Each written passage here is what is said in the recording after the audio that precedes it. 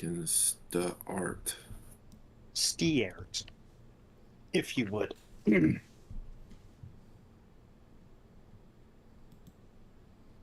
accidentally closed Chrome when I had my YouTube studio open. Give me a sec to fix that. Fucking piece of shit. Ugh. Why do you eat my RAM? There we go.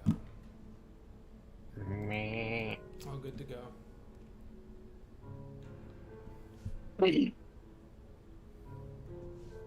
All right.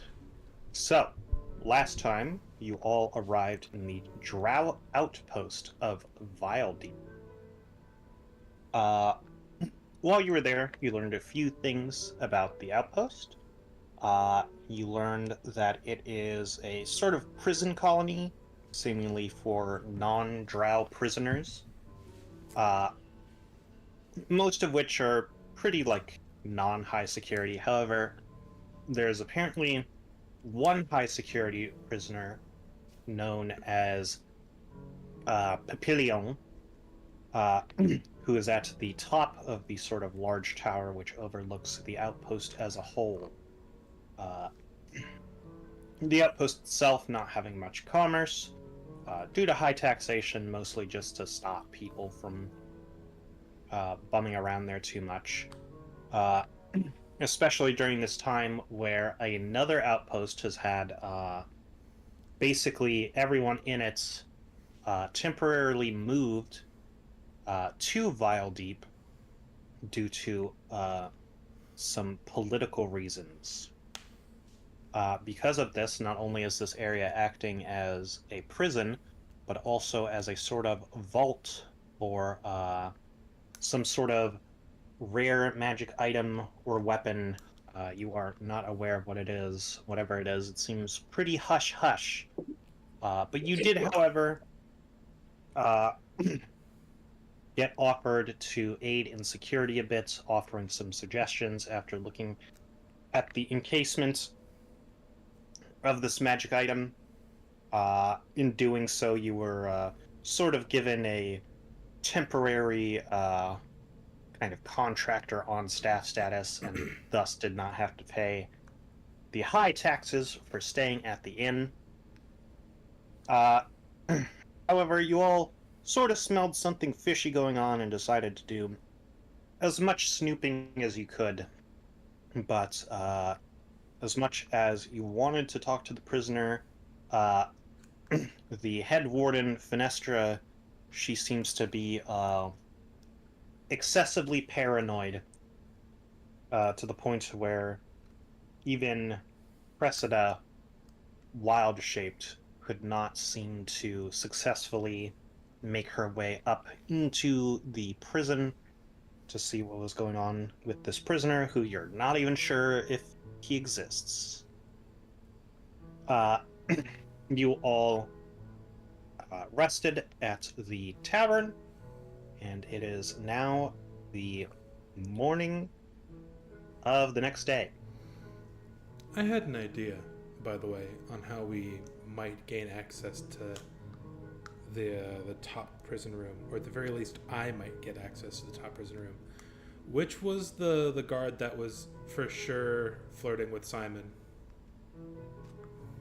That would be Manoia. She is kind of the other, she's technically equal in rank to Fenestra. She's the one that was helping with the box, right? Yes, she also flirted with Krata. She just seems to be a bit of a flirt in general. Okay, I was thinking there was I'll do anything, and anything kind of deal, you know? Pull a yen. Simon's whip your titties wily out? charms. Simon has the body of a 40-year-old man and the face of a 30-year-old man. And the tits of a 90-year-old woman. Oh, another day, another opportunity to get thrown in prison.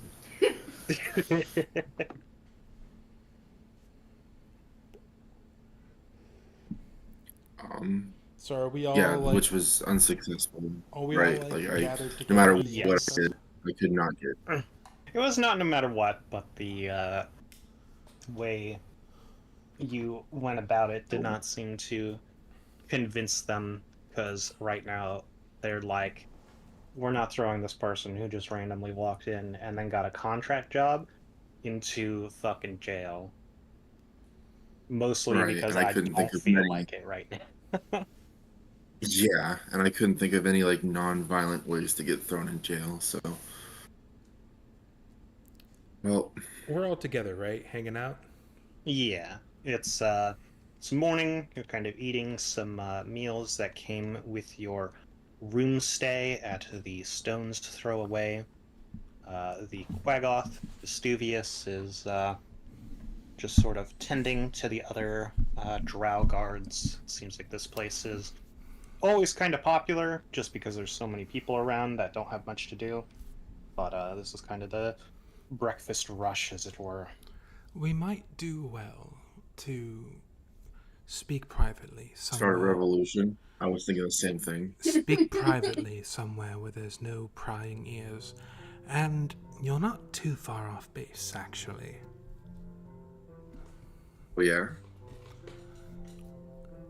She. What's the name of. Oh my god, I can't remember. You literally just told me her name. Manoia. Manoia. Manoia. Manoi Minoi. Oh, that's how I'll remember. Thank you, Morgan.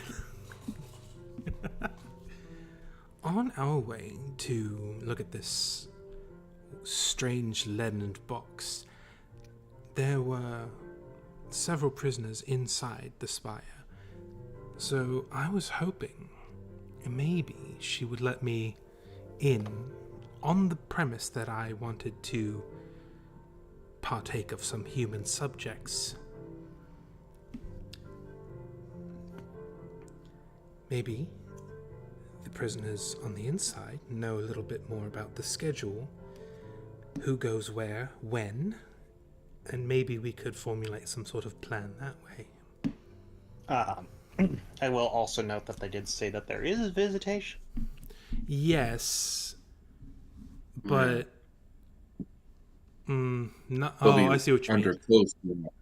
I see what you mean.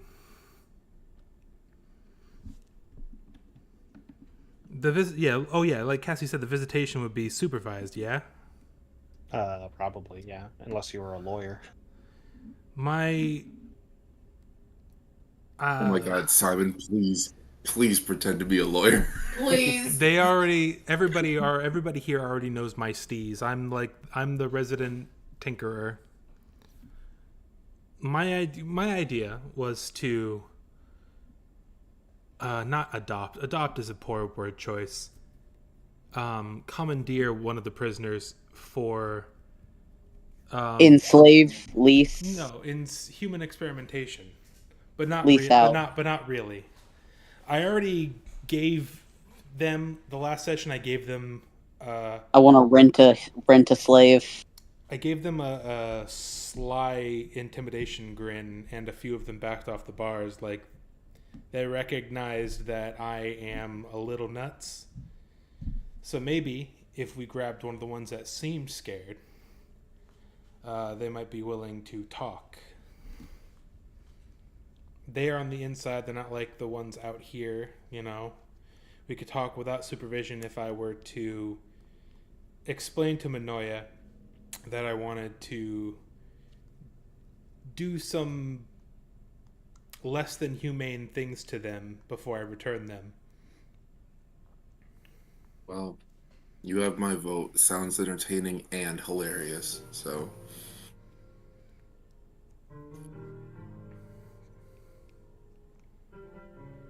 And if it comes to it, I will leave a few non-permanent scars. I'm not actually going to cut them open or experiment on them, but I am going to make it believable. And if it's necessary, I'll make the person who I am quote-unquote doing it to believe it as well, without actually doing it.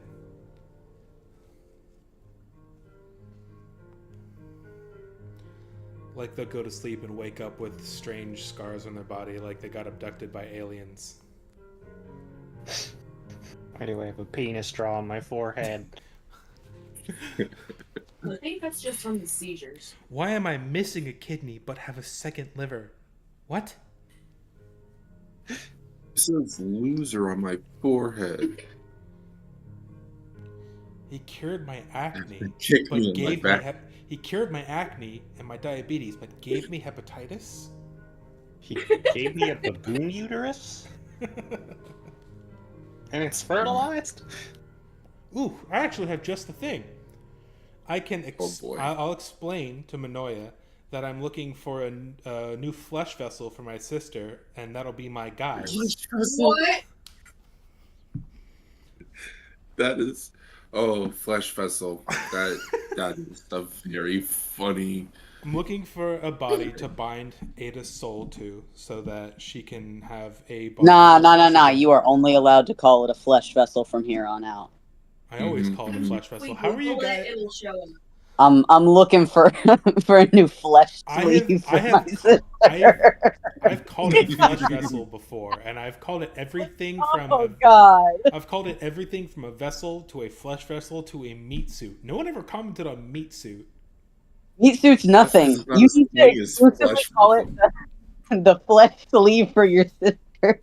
Hmm. But that could be like my my in with them. Like, hey, I already told you about my sister, the one you guys caught, snooping around outside. She's just a little curious, haha. But, that gem inside of her body, that's kind of got her soul in it, and I need to bind it to something fleshy so that she doesn't, burn out. And that'll be my excuse to, commandeer one of these people to do a little experimenting on. And we could ask them about the schedule, the guard rotations, how often Manoia, or what's the head guard lady's name? Fenestra is and isn't in her office, times when it would be easier or more difficult to sneak upstairs, etc. Because they would be privy to that information. They are all inside the tower. They would see what goes on. They all heckled me and stuff.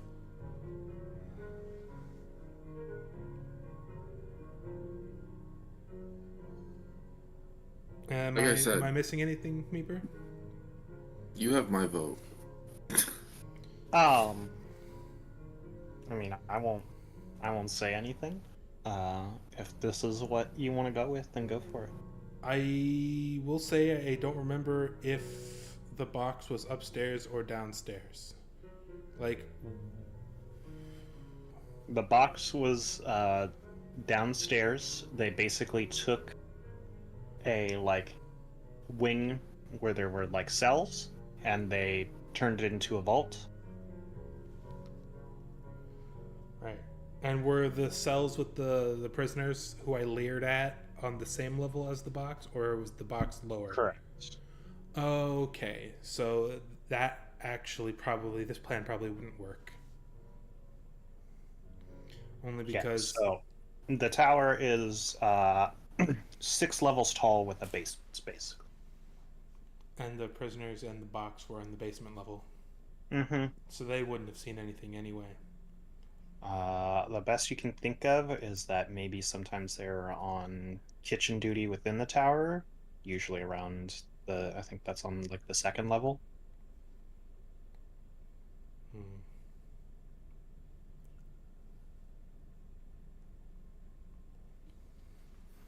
There's always the option of bum rushing the 6th floor. I mean, what reason do we have to stay here? We came to rest up. We've rested up. And the only thing keeping us here is royal curiosity. Or at least that's the only thing keeping me here.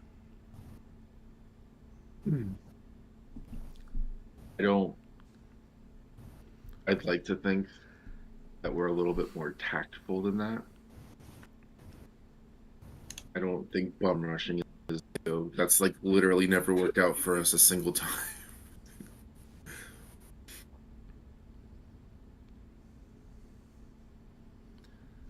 I really want to find a way up into that 6th floor. And do it. Do your weird mad scientist bit. Yes, but nobody downstairs knows what goes on A upstairs. bit. Why don't you just tell Manoia that you? Yeah. Why don't you just tell her that you had a eureka moment and you know what to do and you know how to get into the box. Look, she knows And how to then get. They know how to get into the box. They're trying to keep people out of the box, and we already discussed that.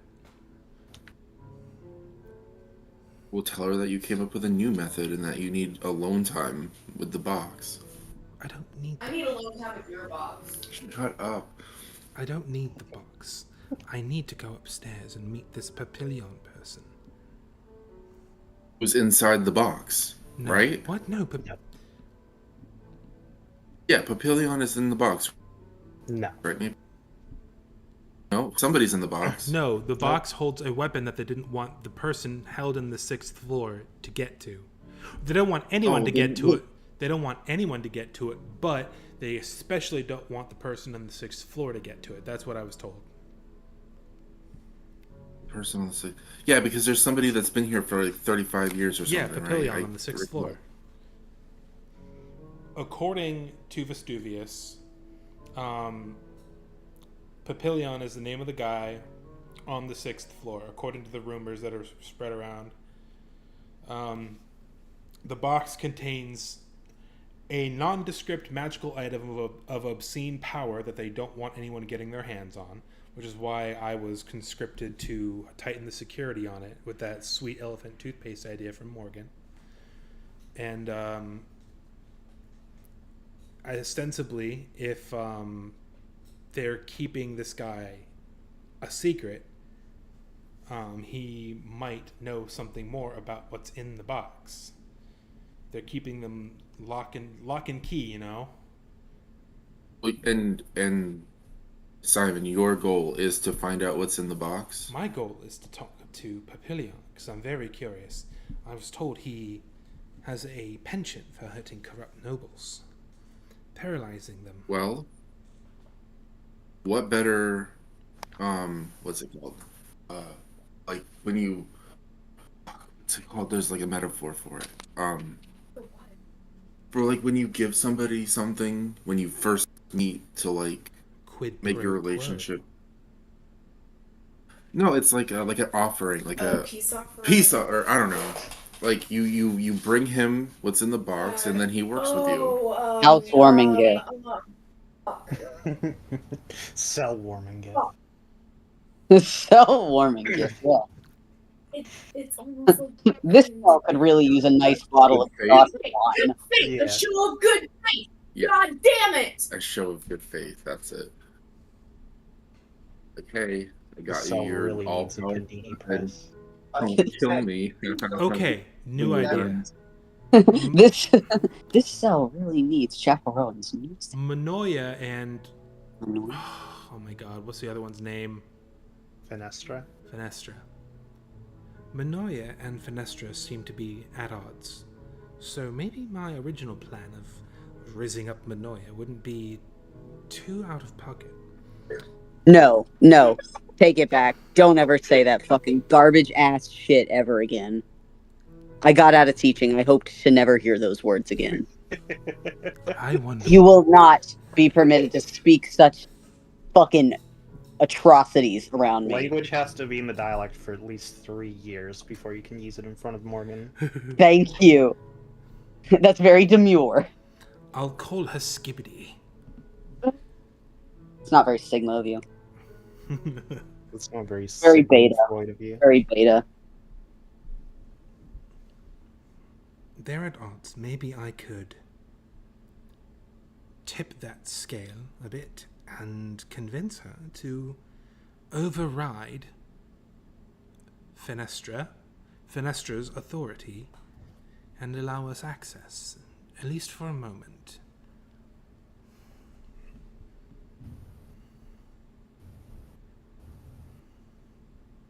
Who did she seem more into, me or Kratos? I mean, she flirted with Kratos first. Yeah, but who did she flirt with harder? Just so like this isn't for like ego reasons. Just so like maybe like send Kratos in there, or In a room with you and Kratos, she went to Kratos first. Okay. Yeah, she likes her beefcakes. The pieces of the puzzle in my head are Fenestra and Minoya don't like each other. They are technically equals, even though Fenestra was here first. Am I correct in that? Fenestra was here first, yes. Okay. Maybe we could incite some sort of conflict between them. Like where this is going. And It wouldn't be hard. They already don't love each other. in that conflict, perhaps we could sneak upstairs during the chaos where no one would see us. And if somebody down to so. and if somebody discovers us upstairs, we could say we were making sure none of the prisoners came upstairs. We were just gonna kill him. We were only gonna murder him. Don't worry. According to the legends, he's been here for 30 years, barely fed. Something tells me if they could have killed him, they would have. Either that, or he is the key to a certain piece of this puzzle.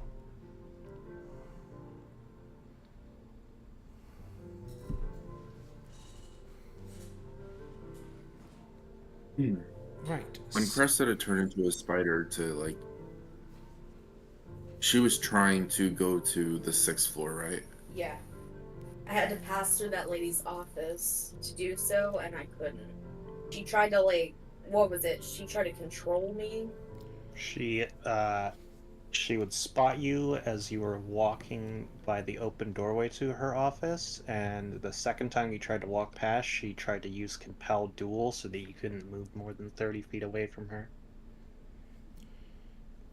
If I remember correctly, the only reason she spotted you is because you peeked in to see who she was talking to and what they were talking about. If you had... Well, we actually don't know what would happen if you had just skittered right past the office door and straight to the stairs. But if I remember correctly, that's why she spotted you.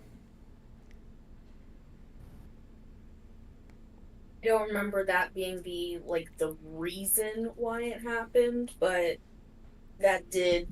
those events did occur. Yeah, Meeper asked, are you, like, taking a step in to look, or are you just peeking with just your eyes? And then you said you were taking a step in to look, and then she locked eyes with you, and then started approaching, which leads me, personally, to believe that the reason you were caught, or discovered, rather, was that you entered her office space.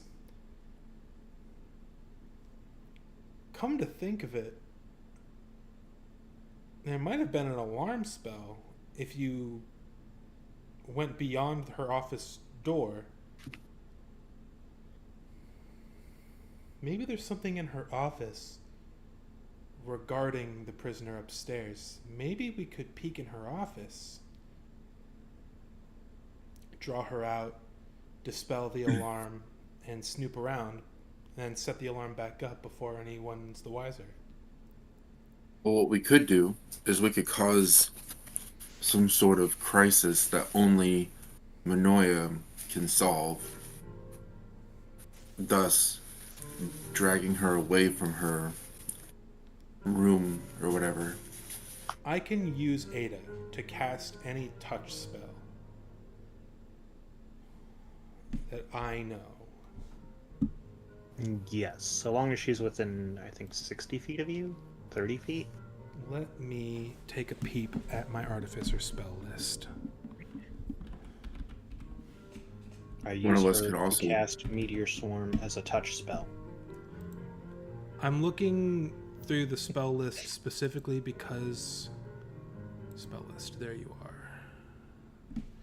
I have first and second level as well as some cantrips.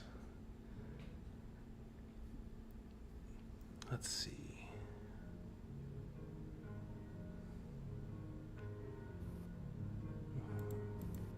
Do remember, as an artificer, you're a repair spell type class, and I'll just, up until the point where you're like, we're leaving the tavern, I'll let you still prepare spells. Okay.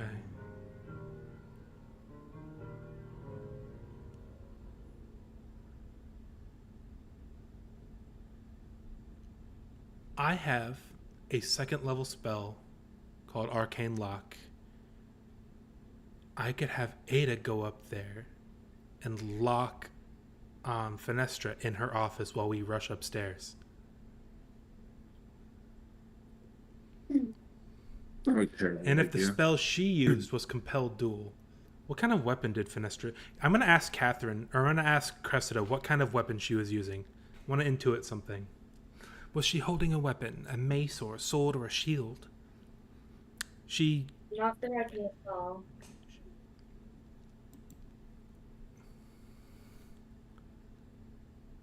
What did Catherine say? Not that I recall, she said. Not that I can recall. That is definitely something she would have been able to recall. Yeah, you would have seen that she had a great sword on her back. Okay. I don't want to metagame. My brain is telling me paladin, and my brain knows paladins don't learn...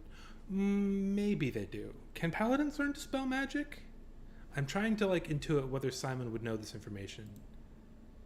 Even if they could, that'd be a pretty high level paladin. Can I met her, right?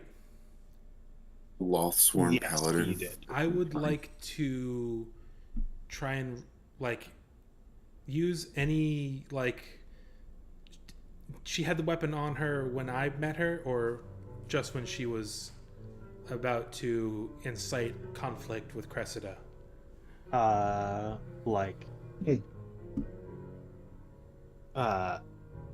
She seems to be the spare the child with liberal use of the paddle type person. She seems to always be in her armor with her sword on her. Okay. So, is there any check I can make to intuit whether I, Simon, can tell what she is class-wise based off of what she was wearing and the fact that she cast Compelled Duel on Cressida? Let's see here. I'll let you make an Arcana or just a raw intelligence check. I'm actually proficient in Arcana, so that's perfect. And if it's stinky, I'm going to use I a can't luck think point. of any other class that uses Compelled Duel other than I'm definitely Paladin. using a luck point. Oh my god! Okay. That's fantastic. And that To one... answer your question, Paladin is the only class which gains Compelled Duel, unless there's a subclass or something for it. Okay. So... additionally, since you got an Nat 20, you think about stories you've heard of the types of magics paladins can cast, and you know that they can, in fact, cast Dispel Magic. Okay, so locking her in her office isn't the play, but I'm coming up with a plan. I'm looking through my touch spells. I think I'm gonna Dispel keep... Magic isn't Dispel Magic a high level spell? No, I think it's a third level spell. It is a third level spell, which is pretty high for a half caster. Does she... Jesus. Oh, you're right. As a paladin, you'd have to be level 12 or something to have third level spells. We're gambling on the fact that she is level 12 or below level 12. If we Which kind of it feels is similar. 9th level in which you get third level spells. 9th, okay. So you're gambling on if she is under 9th level as well as if she even has the spell prepared. Hmm. Oh, So it's a gambit. yeah. I wouldn't put it past Meeper to put us in front of like a level 9 paladin as a team if it was the only enemy that we were fighting. Uh, well, I mean, she has her whole guard, so. Or retinue. I will say there are features that certain classes and subclasses have that can allow you to garner that information. So there's like no check I'm gonna let you make to see what her level is. We're 7th level, right? Really? Yeah. Yes. Basil could. If she could see an enemy for a minute, or just anyone for a minute, she could ask a few questions, including if the person she was looking at was a higher or lower level than her. Oh wait, she literally cast Is Zone of that Truth on me. Oh yeah, she also did that. is that a fighter thing? No, Like no. I've never heard Zone of of Truth is it. 100% No, no, a no. paladin and Not cleric Zone of thing. Truth. What Uh-oh. Meeper was talking about. Oh, Is that like a fighter thing or is that something else? Battlemaster Fighter, 7th level ability called Know Your Enemy. Hmm.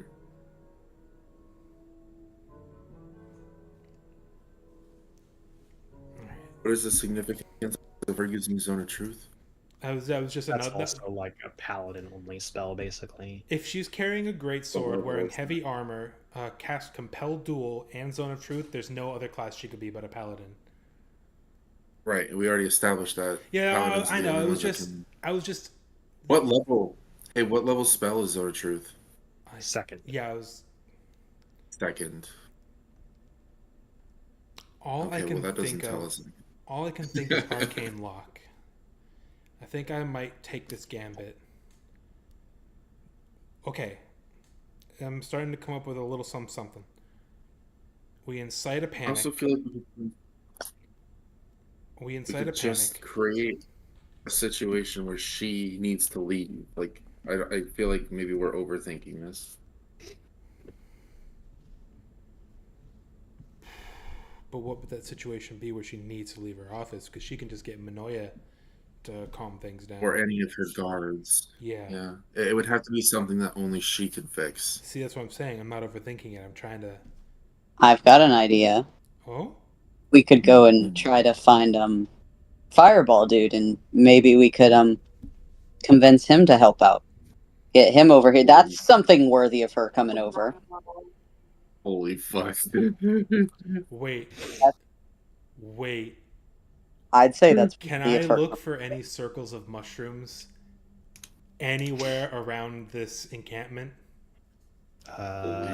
You're currently about I'll sell 3 my days soul. away from the rootworks where the mushrooms are particularly flush. Fair enough, but. Yeah, fair enough.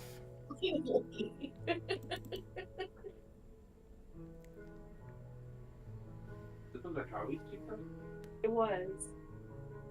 Hey, bud, can we hire you to throw a nuke at this prison? Well, I would like. I've got no issue. Yen has no issue selling her soul. Like I don't mind. I'll sell my soul for a light fire.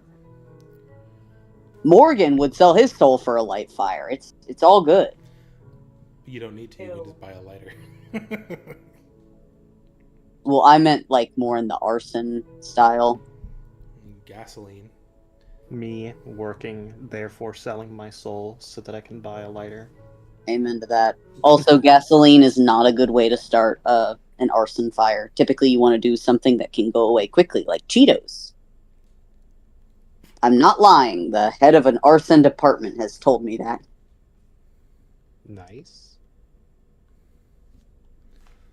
Yeah, but if you're gonna commit arson, why not do it extra flashy? Napalm. Make napalm. Because you typically don't want to get caught. Yeah, but if you're. Yeah. Maybe you're not trying to get caught. I mean, I'm trying to sell my soul to some. I don't even remember his name. What was it? Mephisto? No, that's. Who's Mephisto? I know that character. Oh, right. Isn't he like a yellow lantern or something? No. Sinestro. That's Sinestro. Mephisto is big skeleton man. Right? What's the other one I'm thinking of? What's the angel dude? Starts with an M. Malthaeus? Malthael. That's it. All right. How could we best cause a riot?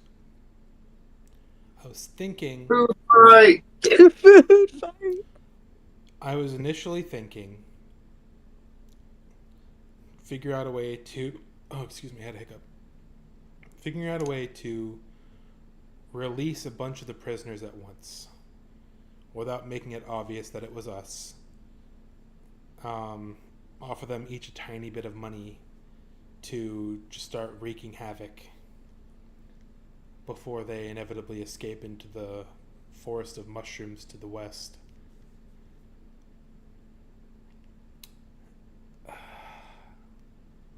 Somebody would have to come out and try and suppress that. We could. The kitchen staff has access to cutlery. You know, at the very least, kitchen knives can be stabby. God, if only somebody had Crown of Madness as a 7th level caster.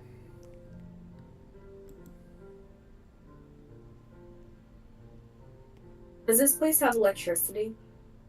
No. Mm. Cannot stick the fork into the electrical outlet. Dude. Why does Rope Trick have a range of touch? Because you touch the rope. Yeah.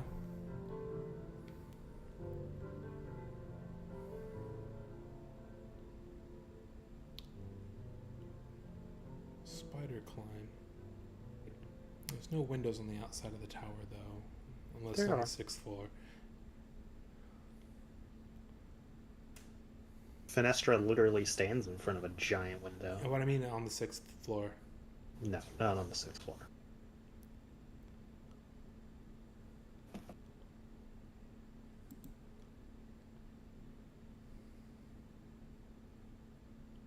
Yeah, I walked away to wash my hands when Tommy asked about the mushroom circle. What came of that? We are well outside of the mushroom area where the mushroom circles were most common. So the likelihood of us finding one out here is slim.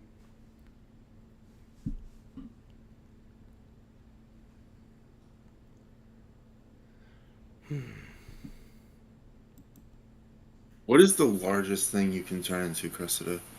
Like, what's the biggest, scariest thing you can turn into? I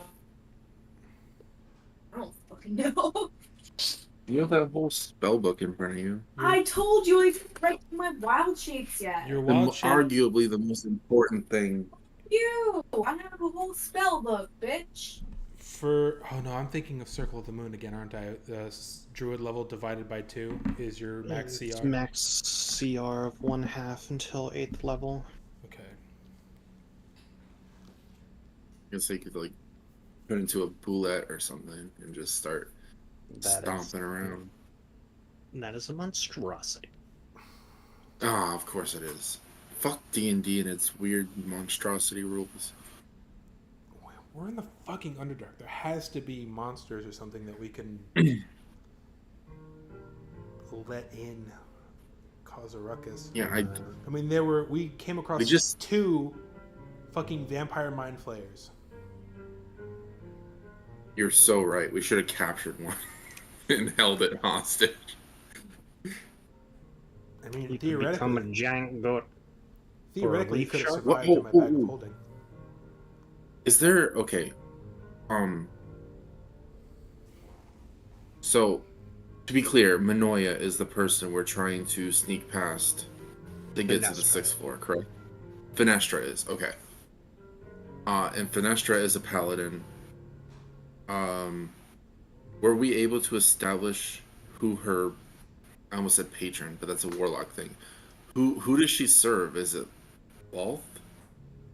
Uh, Did we ever? no. So the Drow in this campaign setting have a very similar societal structure to that in the main campaign settings. It's just that they are different in that they don't follow law. That's like their main thing. They fucking hate law. Okay. Well, that would explain why she didn't give a fuck that you were a spider. Yeah. I mean, I thought that I would, because of that, I would be common enough to go unnoticed. Right, but I had the double whammy of like, not only are you tiny and small and common, but also you're a spider, which the Drow worship. And ew.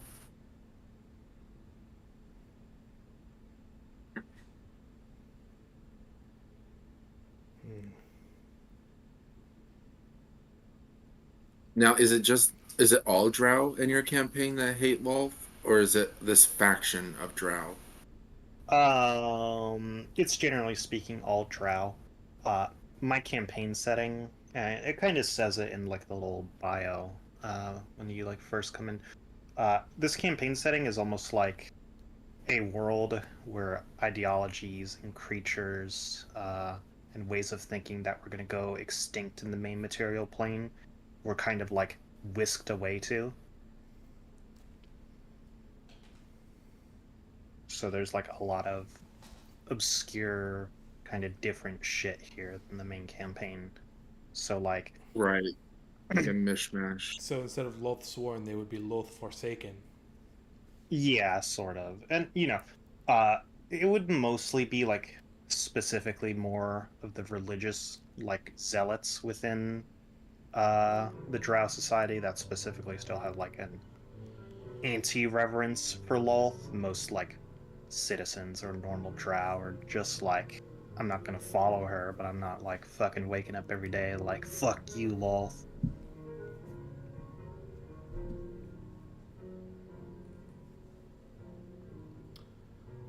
Okay.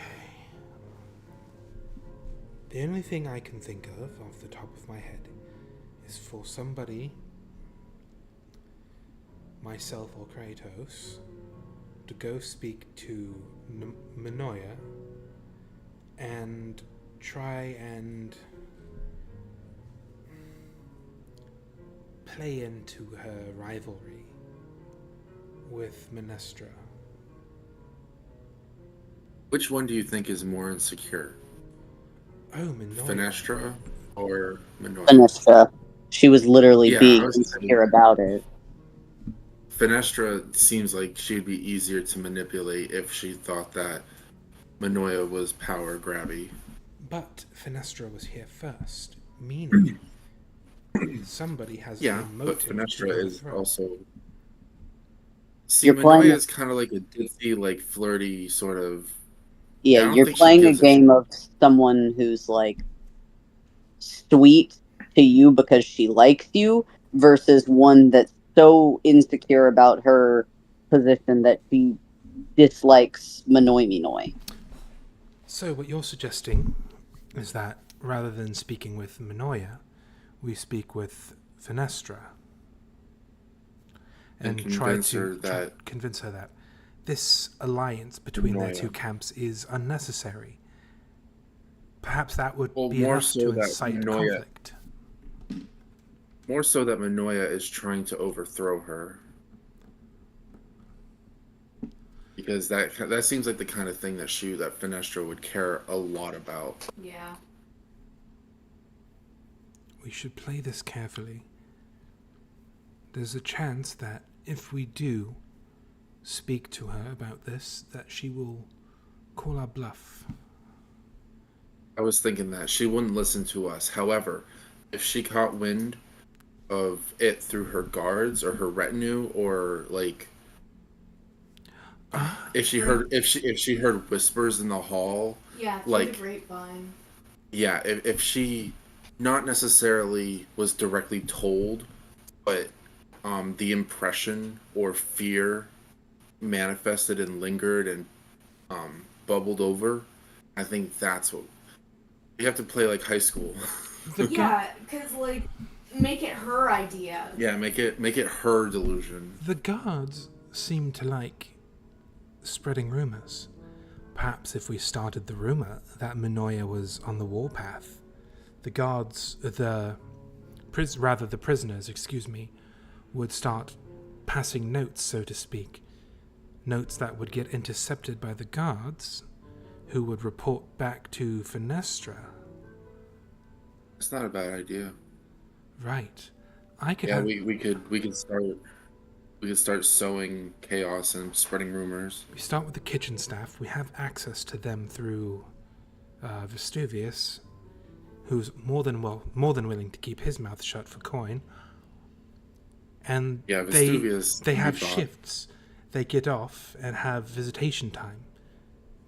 They would be able to speak to each other once their shifts are over, leading to the ability to spread those rumors. I think this is the way to go. I think this is a good idea. I We just need could still go down to the basement prison and start talking to some of those prisoners threateningly. You know, it's only a matter of time before Minoya takes this place over. Then you're all screwed, sow that seed of unease in their hearts. right. Because I feel like Minoya's sweetness is the only thing keeping this place from being a fucking concentration camp. Right. I think they have hope. Who wants to go spread the rumor amongst the kitchen staff? I'll do that since I already have an in with them. And I already have an in with Minoya. I will go speak to the prisoners down below in the basement of the tower.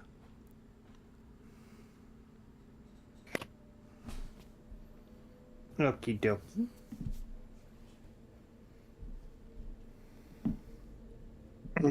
So, I think I understand, but just so you both are on the same wavelength, say again what exactly you're going to be peddling to these prisoners.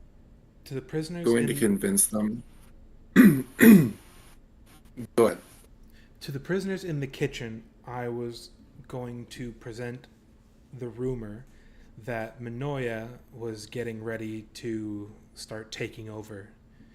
Gain everybody's trust with her bright, peppy attitude, and lure them into Overthrow Fenestra. lure them into a false sense of security, then overtake. But we are on the same wavelength. That's so smart. And then downstairs with the people in the basement cells, I was gonna tell them, hey, it's only a matter of time. Things are already in motion, so you guys better get your affairs in order. Start getting things. Because they're both in the same tower, right? Where's Minoya's office? Is that also So in the tower? Minoya's office has clearly been an old upper guardsman barracks room on the 4th floor that's been converted into her office. It's kind of small. And so Minoya's office is on the 4th floor, where Fenestra's is on the 5th floor. So they'll both hear about this at the same time and confront each other. All right. Great brainstorming session. Let's meet back here in an hour or so. Okay. Kratos, Yen, and Cressida, I would suggest you get any shopping or eating out of the way before things start going south. Yes, I'm gonna go back to my in room, grab a quill and a piece of parchment, and start writing a note that I'm going to give to one of the kitchen workers. Okay. Which So- one of you knows how to pick locks? I do. Perhaps to add another seed to this sowing of discourse, maybe we should unlock some of the chains on the prisoners outside. Or perhaps slip the lockpick amongst them, that they might do it themselves. Oh, that's a good idea. That's what I'll do. I'll slip like a bobby pin into the note when I talk to uh the kitchen staff, and I'll pay Vestuvius to not care about it. Keep his mouth shut. Okay. So yeah, yeah, that's what's happening. Give me All one as right. well, so that I can toss it to the prisoners downstairs as well. I am an agent of chaos. Okay. So, Avery and Simon know what they're doing. The other three of you, you kind of know their plan. Do you have anything to add or ideas that you could be doing while this is happening? We need as many people to sow chaos as possible. Can I press triangle really quick? Sure. Go and make me a wisdom check. What did he say? He asked if he could press triangle. I see. Wait, what does that mean? So, it's trying to retrieve the Leviathan axe. Oh, So, we're just going for general chaos, right? We're going for exploiting insecurity and also rallying the prisoners' chaos. Ooh. Okay. Have you ever had like something that's like one of those like diving like floaty boards that you hold and you try to like stand on it while it's underwater? Yeah. And it If- comes up and hits you in the face. Yeah, it kind of feels like that when you pull it. Like you feel like you're pulling it from something and then it just kind of like it's like some force naturally sends it back. And then you kind of lose your grip on it.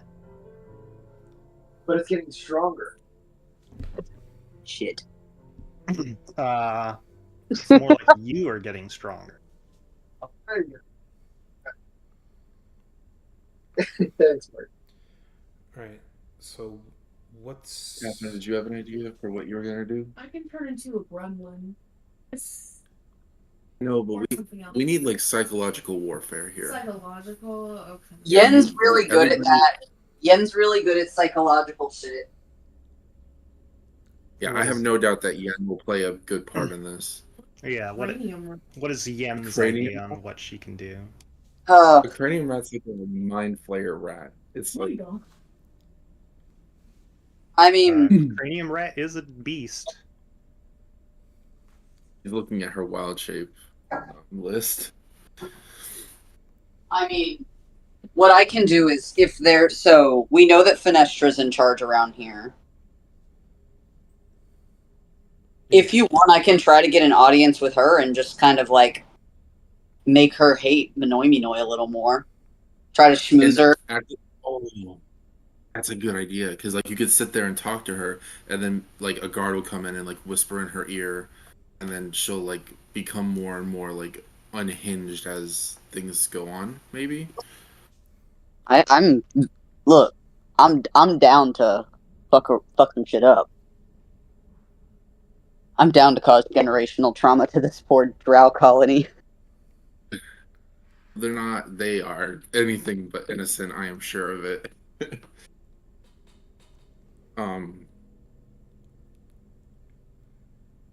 But yeah, this is the kind of shit I love. I love, like instead of brute forcing things, like politicking almost. I am... Side note. Once we get into the tower... Once Minoya and... If all of this works, if all of the cards fall in the exact right spots, and both Minoya and Finestra are both outside when the riot starts, I am taking Ada with me inside to keep an eye on the door. Okay. Because I And then am you and Yen can operate together. I am going to have her cast Arcane Lock using one of my spell slots to touch the door and keep Minoya and Finestra from getting back in so we have more time. Which is and Yen will already be in that location too, so that you'll like immediately have backup in case anything goes wrong.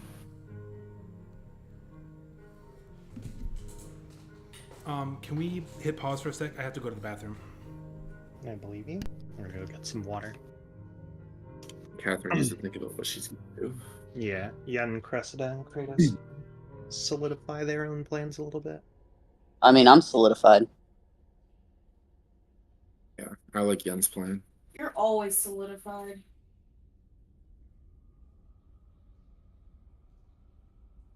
I'm trying to think of what you could do. The only thing I can think of is to somehow use speak with plants. If there's like anything I could use against them, or Wait, you could if we want to just incite more chaos and make things a little more just unhinged, you could try to like become bird and fly as fast as fucking possible over and get Fireball Guy.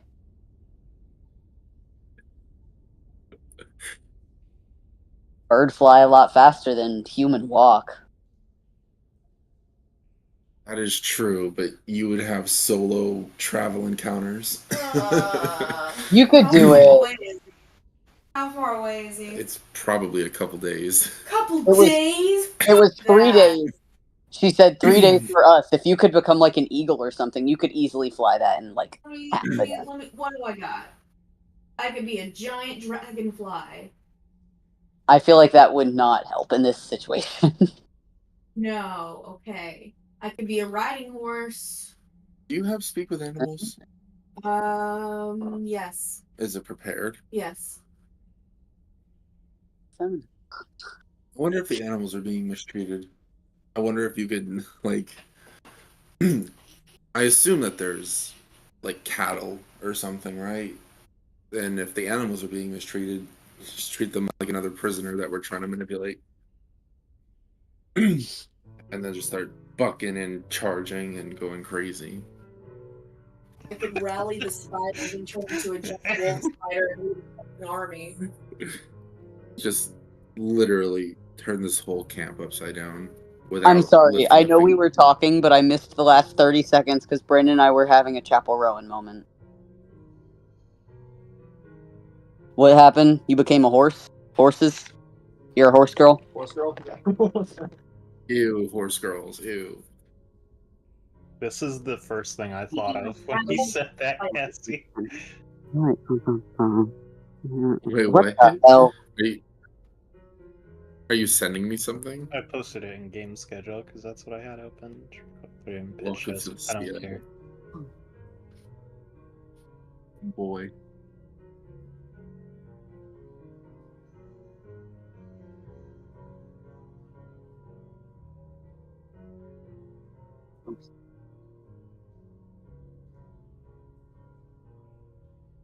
Okay.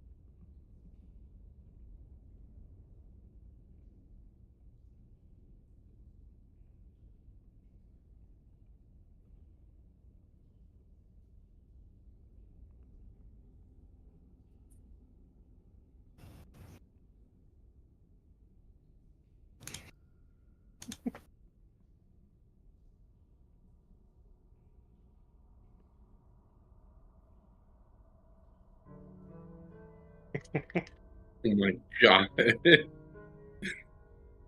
But yeah, Cressida, do that. Bite their balls and nipples and shit.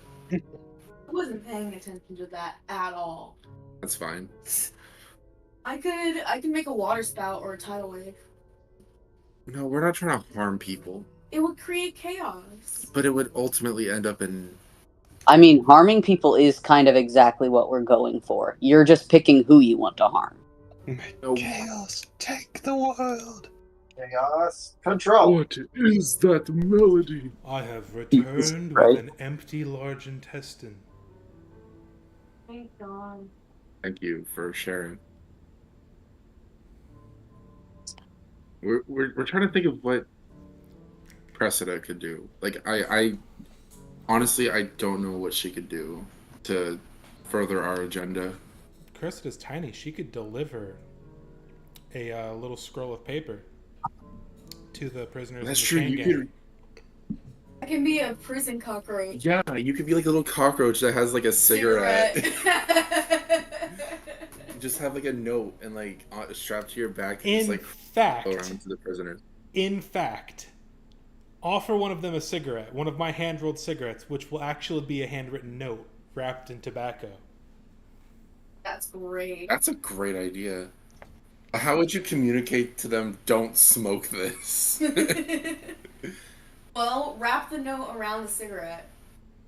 Make it loose. Or like tie a ribbon around it or something. Huh. Something to where they would have to like Unwrap it. do something. Yeah, do something to the cigarette before they light it. Just put like, you know how they make they make accessible wrapping now, where they put like a string underneath it, so you pull it and it all falls apart instead of having to unwrap a gift. Do the same thing. Just tie like a string underneath it, so if they pull the string, the whole thing comes undone. Better yet, just make like a pop-up book for the note and the Yes. pop-up be the cigarette. Make it like one of those cards that where you open it, it plays an obnoxiously loud song that's like "Happy Birthday" but in cat noises. Oh my fucking god. The best of both worlds by Hannah Montana. And make it one of those cards that like don't stop even when you close the card, or like submerge it in water. Make it a Mark Rober make it a Mark Rober experience where you put a glitter bomb on their front porch that has a camera attached. But yes, this is a good idea. You should definitely deliver a note to a different like area of prisoners. Okay. Okay, so there's three separate hotspots of prisoners that I know about. The ones in the kitchen that are working with Avery Vesuvius, has. the ones in the basement of the tower, and the chain gang outside assembling crude weapons. Looks like you're going to the chain gang. The chain smoke. Got him.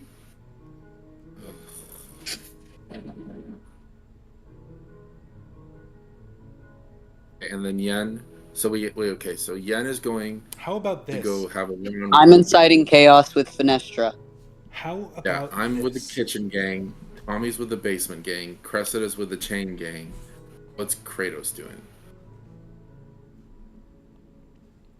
You could go with Minoi Minoi and Tommy. What, Sure. what I was gonna say. Oh, actually, that works because she finds both of us very attractive.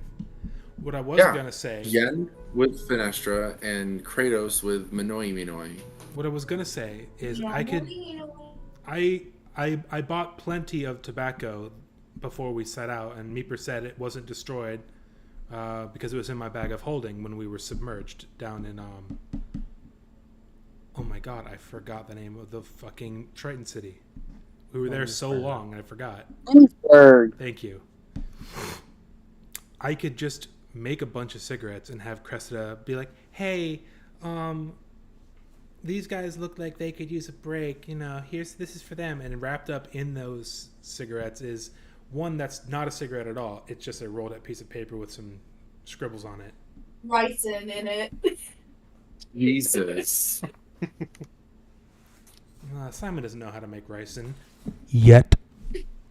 Yes.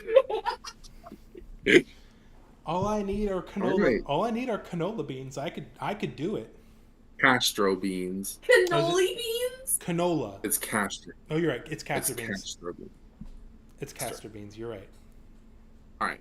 Well, we have our plan. Let's get to it. Yeah, I'm gonna start hand rolling a bunch of cigarettes for Cressida to distribute to the people, but hiding a note I'm gonna write my amongst them. note. Yeah, I'm gonna write my own note in my in room. I will transform into cockroach, or the D&D equivalent of a cockroach. I will transform into manipulative liar. A penis beetle. Transform. Exactly.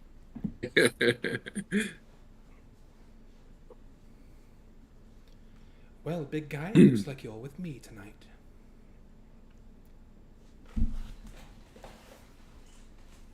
Looks like we all have our assignments. What say Kratos we? dabs. What say you to a little bit of midnight discord? Oh, wait. Actually, you what want me time? to- What time is it actually right now? I don't know why I said midnight. 10 And a.m. 16.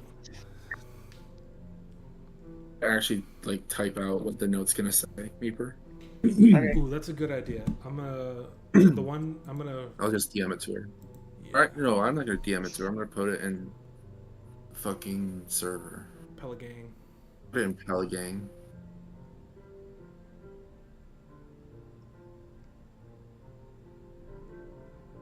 All right, let's see. What do I? I'm gonna make mine seem like a journal entry that fell out of my pocket, or that fell out of my journal. You know, make it seem more credible and give us plausible deniability. For the sake of that, Meeper, can you give me like an estimate on what today's date would be according to your calendar? Let's see here. I think right now it's like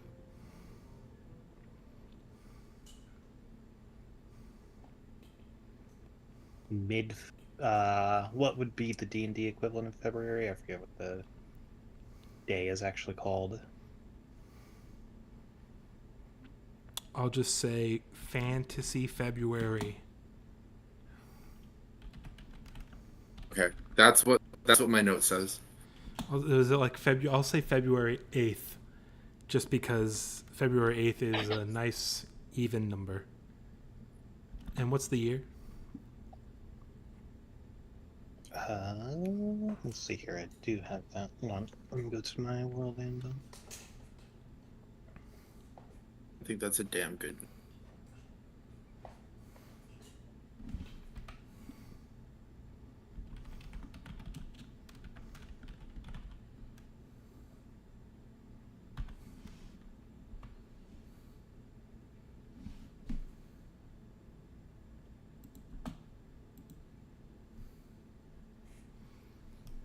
What do you guys think about that? Do you think that'll work?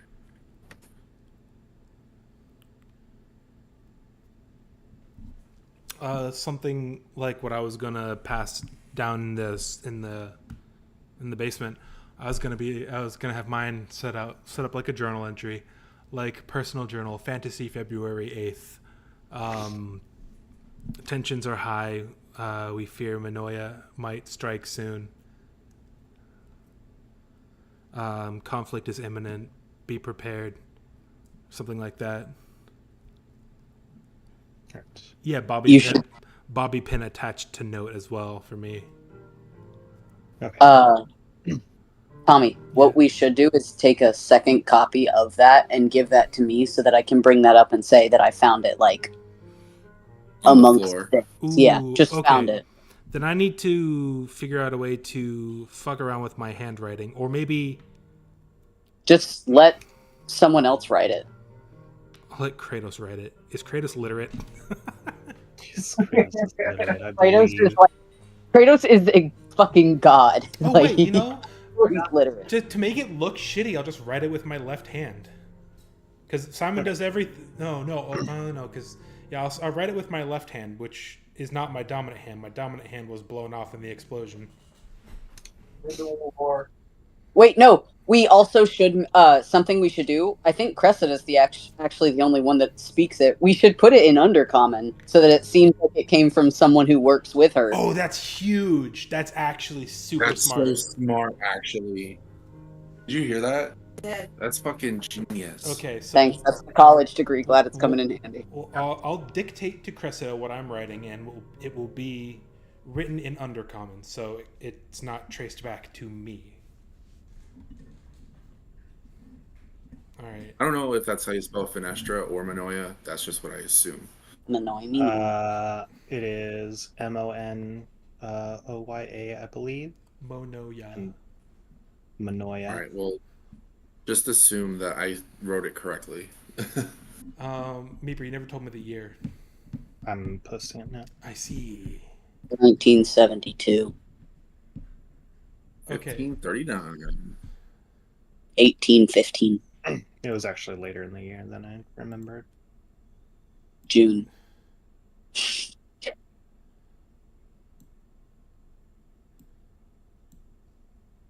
I know a few of you have TikTok. Manoia's name keeps reminding me. Has anybody heard the song? It's like, whenever I give him that Manoi me noi. That's all that's been going through my head. Unfortunately. It's all that's going through my head. Unfortunately, yes. Brendan has had to hear every time just Manoi me noi. Okay, it's Fenestra, not Finestra. I was thinking like finesse. Oh, I forgot to hit Shift Enter. Let me edit that. Tease. Manoia Yes. and Fenestra. Alternatively known as the Claw of Sunset. What is? The third month of the Faerunian calendar. What'd you say this place was called? This is Vile Deep. Vile Deep. Is Vile Deep spelled how it Is it- sounds in one word? Yes. Okay. Is it vile or bile? Vile. Viledeep. Okay. And it is 2 words. Sorry. Okay.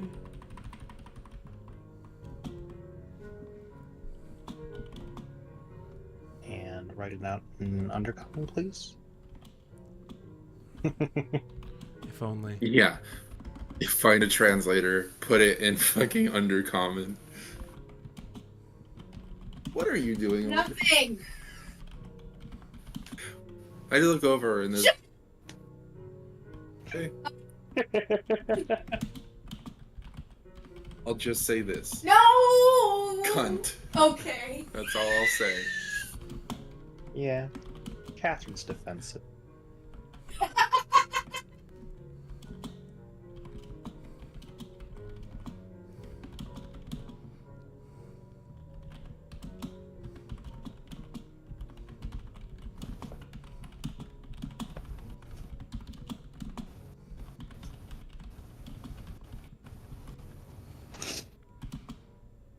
This is how you take down a fucking. This is how you take down an establishment. You don't walk in with a bunch of guns. You fucking. You prey on Spell people's insecurities. Spell disestablishmentary. Spell disestablishmentarianism. Alright, say the word Disestablishment imperialism. disestablishmentarian. Say disciplinary. Disestablishment imperialism. Disestablishmentarianism. And what is it? You're missing a vowel. Disestablishment and fuck. Now you got me messed up. It's established vegetarianism. Nuclear? Disestablishmentarianism. Disestablishmentarianism. Imperialism. Disestablishmentarianism. I can't say it. I can't There say it you either. Disestablishmentarianism. Bridging with Babishentarianism. No, it's just like the other day, Brandon. So there's this whole thing where it's like, you know, someone's Southern if they can't say this phrase properly, and I've spent weeks trying to perfect it. 5 bowls of boiling oil. Can you spell Petillent 5 for What's me? the phrase? Say it again, Brandon. 5 bowls of boiling oil. 5 bowls of boiling oil. 5 bowls of Five boiling bowl- oil. 5 five bowls of bowls. boiling oil. 5 bowls of boiling oil. Fuck! Boiling oil. Five Boiling bowls. oil. Apple. Meeper, Apples. Yeah, hold on. 5 bowls of boiling oil. 5 bowls of Oil. boiling oil. 5 bowls of There boiling you oil. go. 5 bowls of boiling oil. 5 bowls bowls of boiling oil. 5 bowls of boiling oil. It's my personal hell disestablishmentarianism. Nope, still not it. Just, just Let me say this more. oh no, I know exactly what she's gonna say. Papillion? Oh god. Papillion? No, the other thing. Oh, you I thought you were gonna fucker. write Double Joe. Aaron earned an Aaron Arr. Aaron earned an iron urn. There you go. Aaron earned an iron urn. Aaron earned air. Okay, I posted it in Pelagang. It's an edited message, not a full message. So look up a couple. Look. Yeah. Okay. Fuck. I tried to write Ego Raptor like Aaron. I fucked up. Hey. You want to see somebody really fuck up saying that phrase? Watch that video. Alright.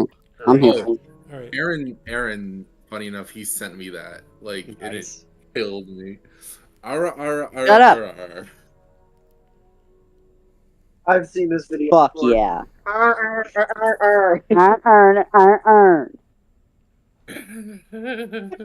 So what? What was that? What the fuck was that? I want your guys' opinion on the note I wrote as No. the journal entry. What do you guys? Did you post it? Yeah. Oh yeah, you did. It's up there at 10:22. It's an edit, not a new message. Disestablishmentarianism. And this is written in like scribbled This is written in, undercommon. yeah, it's written in undercommon as though it were a piece of somebody's journal that fell out or was ripped out of their journal. I think it's perfect. I think it adds credence. Yes, I think it's good. I think both of our notes serve different purposes, but ultimately achieve the same thing. So I need to figure out a way to slip it into the cells quietly. We have a cockroach. Yes, but that we cockroach do. We is have a prison cockroach. that prison cockroach is going to be outside with the chain gang, whereas I'm going to be down in the basement with the cell gang. Just like as you're walking by, just like flick it in. Yeah, but how am Can I you going to make, get like- it? Yeah, I guess. Can you make like a mechanical cockroach? Can you like tinker like a little? I can only creature? have one homunculus servant up at a time, and that current one is Ada, and I'm not gonna Take her apart. Well, Take just her apart. destroy her. Be Just- ready just- for form of cockroach. Just Yeah, turn disestablish. her into a cockroach. Just rip her apart. Stick her soul in a fucking cockroach. You wanted a flesh prison, give her roach. What? Yeah. She'll just, never die. Let me Just see. take a pickle, rip apart some parts of a rat, and there you go. Funniest shit I ever saw. All right, we have been playing for like an hour and a half and have done nothing. So let's. But All right. imagine how smoothly it'll definitely go once you actually start doing stuff. Okay. Don't. Oh, absolutely. And I definitely also, for sure, want to end at 2 a.m. tonight again. Yeah, I can't do that. don't- All right. We All ended right. Yeah. at like Let's. before 1. midnight last. No, Not 1. no, It was, like It was 12:30. 1. Nope, it It was was not 1. It was Oh. 1. Hold on. Let me go to my YouTube. Oh my god, this is so not important. You're right. Let's play the D&D. But disestablishmentarianism is. Aaron earning an iron urn. Paper, don't Air- piss on our parade. This is gonna work out. Aaron earned an iron truly- All right. Attached with a bobby pin is going to be that journal entry. Yeah. Take apart your sister and shove her in a cockroach. I do the thing I said I was gonna do, where I slip it to one of the prisoners in the kitchen and tell Vestuvius. Well, says, first you have to "Shut get us in the fucking-" kitchen. So, how about if everybody's Already ready to in the go? We'll start there. Okay. Okay. Well, I'm already in the tavern, so I just walk up to Vestuvius and I'm like, Okay. I like put 2 gold coins down. And I'm like, I need a minute with your employees. All right. Uh, he he just kind of takes it. His long, kind of gangly arms. He kind of bites it, and he's like, "Fine, but if I say I'm uh, cutting you off, it means I'm cutting you off. I'm not having another incident like the other night. Not in my tavern." Uh, Fair enough. and you see him kind of like whistle as he like kicks the like flap thing that acts as like a little door to the bar up, and he starts kind of like distracting some of the other guards.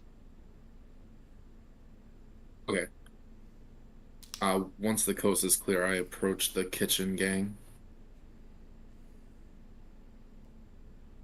All right, Um, you go into the kitchen.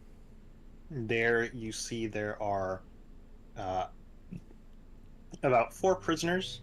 You see that underneath the sort of counters is like a bar, which a chain going to a chain in between their legs that acts as like cufflinks is attached. So it seems like 2 people are on kind of like a long row of counters, and each one is kind of at a station. Uh, you know, boiling pots and other things are around. Uh,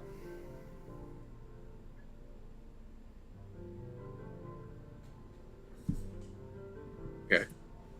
Um, I just like I approach one of them. It doesn't matter who, I guess. okay. Um, Yeah,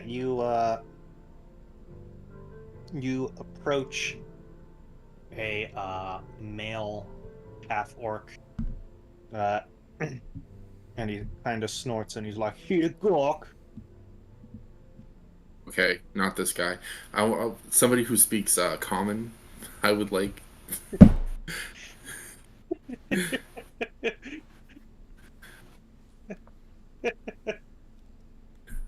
But Okay. I don't speak goddamn other language. I need American. Yeah, so I just go to like the next prisoner in line. I'm like, All right. Yeah, English. you go to the next one. It's a human man, kind of a patch or scruffed up beard and kind of like a bad looking scar under his eye. As you walk away from the half orc, he's like, "Yeah, that's what I thought." And you Oh see my him- god, he does speak English. He Or spoke common. English at you the first time. I thought you just made like a noise at me. I thought it was like gokak or something like No, that. he said, "You here to gawk." Oh, I Yes, totally thought. Sorry. you approach this human man.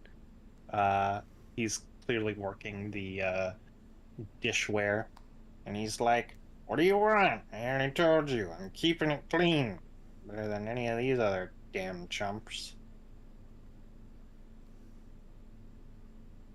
I'm like, okay. Uh, okay, so does he seem to take pride in what he does? Um, you kind of get this feeling that he's trying to sort of justify his position here. Uh, like So he's like in denial. he he got defensive about the idea that he was doing his work poorly because he's trying to just solidify like his station as like a dish cleaner here, probably just so he isn't bored sitting in a prison cell all day. Okay. Sounds perfect. What is the demeanor of the other 2? You said there are 4, Yeah. right? Okay, what's the demeanor of the other 2? Yeah, the half orc is literally just kind of using his raw strength to like split like mushrooms and other root vegetables in half, since they're not given like sharp cutlery. Like there are knives there, but it looks like it's literally just easier for him to rip the um, stuff in half. The other people there, you see a female, what appears to be wood elf. Um, she has some kind of odd-looking scars that seem to like go up into the side of her hairline on one side of her face. Uh, she's like peeling some of those root vegetables. She seems uh, weirdly like, what's the way to put it? Not entranced, but like methodical about it. Meticulous. Deliberate. Yeah. And then the last one you see is standing over like a boiling pot with another pot on simmer with stock near it. The last one is a different half elf woman, and she almost kind of has like a witch vibe to her, kind of hag sort of look. She seems to be right at home in front of a boiling pot, no matter the circumstances. Okay. Then I think, okay, I know what I'm going to do. I go to the scarred, traumatized woman and Okay. without really saying much, I slipped a note into her smock, and I'm like, what should I say? Fuck, what should I say? Just say something quick and clever, like, I'm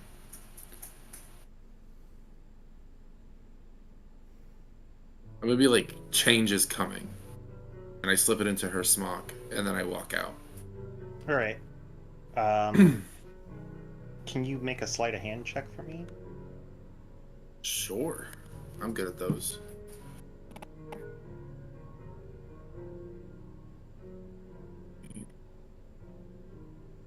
I should be proficient. Yeah, I got a plus 60. Please, me God, dice gods. All right. Yeah, it What seems did I like get? she didn't. You got a 19. It seems Oh, like she cool. didn't notice that you slipped something into the front of her like apron smock pocket until you said something. You see her kind of like freak out a little bit. She's like, "Don't touch me," and she kind of like goes defensive from you, but then you kind of walk away, and you see her kind of go back to peeling. You hear her like counting under her breath.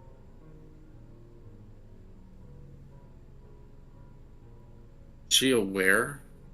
Yeah, you said that she said don't touch me, so she's aware that I Yeah, did like something to her. yeah, like It wasn't too sneaky. yeah, like she heard what you said and she realized that you slipped something on her person. But it seemed like she immediately kind of went back to what she was doing, so she probably won't notice for at least a little while. Yeah, it'll take time. Okay. Yeah, no, that's fine. I planted my seed, so I'm good. All right. Cassie's And then I just bloodline lives on. Uh, just fuck off. all right. Let's see here. Cressida, Avery, and Simon, roll me d20s.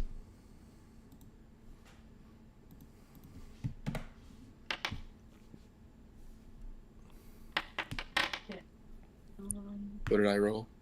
14. Did I say Avery? I meant Yen. Oh.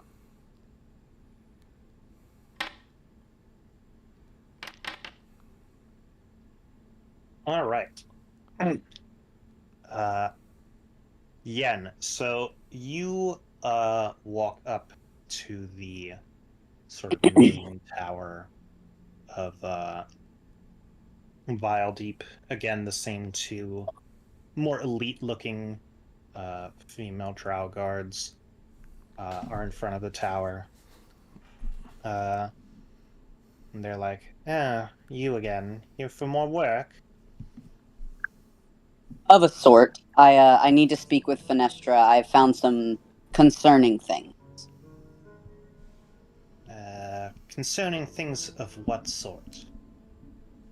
I fear that it would really only be for her ears, based on what she had told me. Make a persuasion check.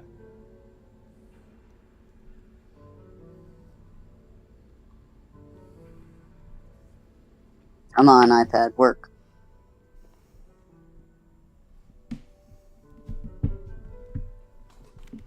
Alright. Yeah, they kind of, like, look at you, and you kind of give them a, fairly serious, like, face. And they're like, alright, fine. She chews your head off over something dumb, then don't say I didn't warn you. And she lets, you in, as well as, at the same time, I assume Simon and Kratos are entering. Yes. We should probably stagger it. Because I'm saying anti-Minoi Minoi. You should probably go in before me to talk to Minoi Minoi. Bro. Yeah. Okay. Well, in that case, we will go to Kratos and Simon. So you two approach before Yen. And they kind of give you the same spiel that they will give to Yen shortly. Like, Hello. are you here for more work? I've actually come to ask Lady I almost said Matoya. Minoya. Minoi Minoi. I've actually come to ask a favor of Lady Minoya. We did some things for her, and I would like a small favor in return. Nothing too serious, I assure you. I just would rather ask her because it seems a bit too personal, I should say, for your ears.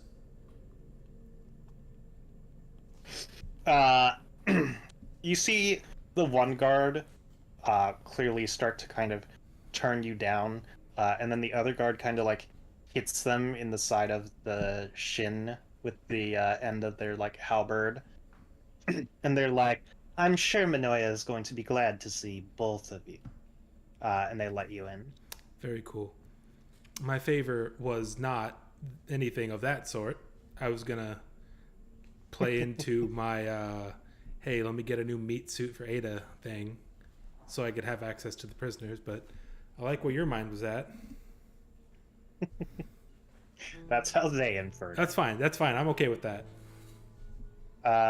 Okay, yeah. So you go up to the 4th floor, where you go to Minoya's office, where you have been once before. And you see her kind of like perk up when you both walk in, and she is like, "Oh, I was feeling parched. I'm glad to see 2 tall glasses of water walk in today. Hello. What can I do for you?" I give her a courteous bow, doing that whole one arm across my chest thing. I had a favor to ask. We helped you with that strange lead box the other night, and I was hoping I could ask for something in return if it's not too much to ask. We've spoken of my mechanical companion, yes, and I've disclosed the true nature of it. Oh, yes, the horrible thing with your dear little niece or whatever. My darling sister. Right, of course. Now, how many of your prisoners downstairs are disposable? I'm going to try and make that sound a little bit sinister. She, you see her pause, for a moment. I don't know what those two are laughing about. They're waiting. You'll see soon enough. They're waiting for me to say flesh vessel. I want flesh sleeve. I personally am a fan of flesh sleeve. Oh Please look in the server. my god. What are you laughing about? Look in the server. For the record, I didn't know she was doing that. Oh my god, Catherine. What happened? Catherine. Look in the server. Catherine. What happened? Look in the server. Oh my god. Where? Who? What? In Pelagang. Look in Pelagang. Yes. It is giving, it is serving cunt, it is eating and leaving no crumbs. No. He's using her powers for bad. No, that is for good. What are you talking about? That is beautiful. That shit ate. I mean, come on. We've all been making jokes this whole time. That shit ate. Left no crumbs. Thank you. I was working on that for like 20 minutes. I'm so happy. That's You know how to use your time. That is absolutely. That is using an adult brain and a fully developed frontal lobe for a good reason. Bless you. There's no other reason that is justified except that. Yep, your college degree is worth it. Yeah. That's why I went to school. Woo! Sorry. I don't know why I'm apologizing on Catherine's behalf, but Please don't. I'm not. She looks so serene. Anyway, I gave her bird wings and everything. are there any of your prisoners who are... I would, of course, allow my sister herself to decide. Are any of your prisoners disposable, or at the very least not very important should you wake up in the morning and they be found missing some All right. vital organs? You see her pause for a moment. You actually see her cast a spell. And then she looks around the room for a moment. And she's like, well, truth be told, I'm not exactly in charge of them, but, you know, I'm also not without authority over them, as it were. Off the record, you could perhaps let me go and peruse the livestock, as it were.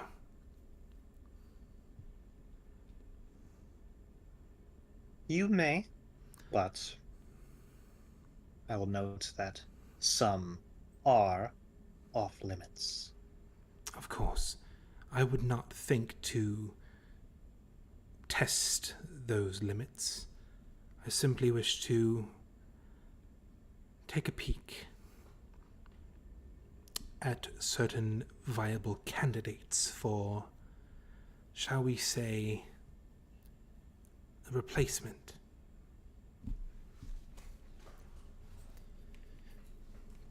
And she's like, this is a fun time to mention that Simon is kind of serious about this, but he doesn't want Ada to know that he's willing to do this. But it is all for the sake of getting that note to the prisoners. let's see. She is like, well, you can certainly do what you can, but don't be expecting any pretty faces. Oh, no worries. We can always do something about that. By your leave, Kratos, do stay and keep our lovely friend here company while I go have my pick of the litter.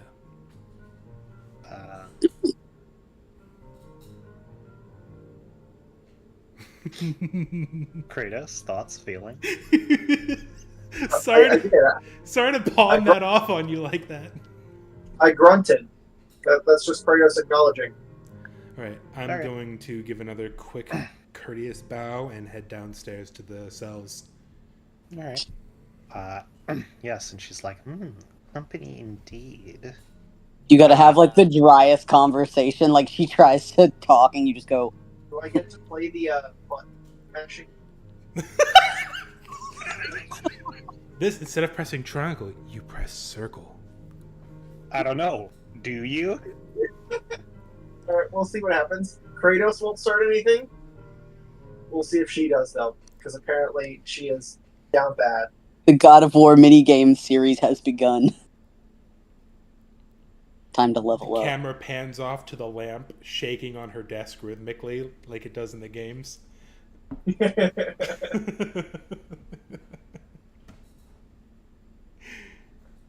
Alright. All right. Yeah. So Simon, you start heading downstairs, and you actually pass by Yen as she is just entering the building. I do that And, thing where, as I'm passing by, I do that thing like they do in movies where I touch my nose as though I'm brushing it off to let her know, hey, I got this. I'm in.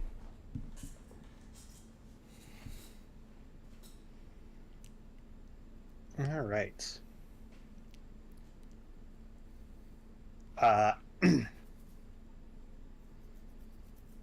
Yen, you head up to the 5th floor, where again, you see that it's just a few like office spaces, it seems, with the furthest kind of door down closest to the end of the hallway where the staircase going up is. The door is open, leading into Finestra's office. All right, I'm gonna walk up to it and do like how your parents do when they don't want to like intrude and like knock on the door frame and be like, "Hey, you got a minute?" Hey, champ. Knock, Hey, knock. Sorry, I screamed at you. Would you like dinner? It's on the table. Hope you. Shut up. Anyway, okay, yeah. So you walk up to her, and she just kind of like sighs, and she's like, "You're already halfway in. Do come in." I no, I'm with a different bitch, dumbass. I'm gonna walk over and I'm gonna say, I happened to be walking around outside and I did find this note. I don't recognize the language, so I wanted to pass it off to you, but it kind of came from somebody who was looking a little shady, so was a little concerned. All right. Yeah, you hand her the note, and she's like, from someone's breast pocket, no doubt. You read it over. Let's see here. Do you have the note that Cassie wrote, or that Simon? Simon wrote. It's the Simon. one that looked like it's a journal entry. Okay. So there's 2 copies of that because that's the one I'm slipping to the to the prisoners downstairs. Yeah, but I have the one that's in Undercommon Okay. to make it look like she's being sketch. Okie dokie. I think are the prisoners down there. I think the journal entries should be written in Undercommon on both copies, just because it would look. Just make them in different handwritings. Yeah. Yeah. Fair enough. Because if one's in common and one's in Undercommon, that's a suspicious discrepancy. It's a bit sussy. I hate it. I hate it. Look, that one's from 2020. Doesn't matter. Still hate it. If you're not calling something psychedelic or fuck, what was the Austin Powers one? Shagadelic. If you're not calling something shagadelic, I don't fucking want it. There's standards here. I have standards. They're low, but they're there.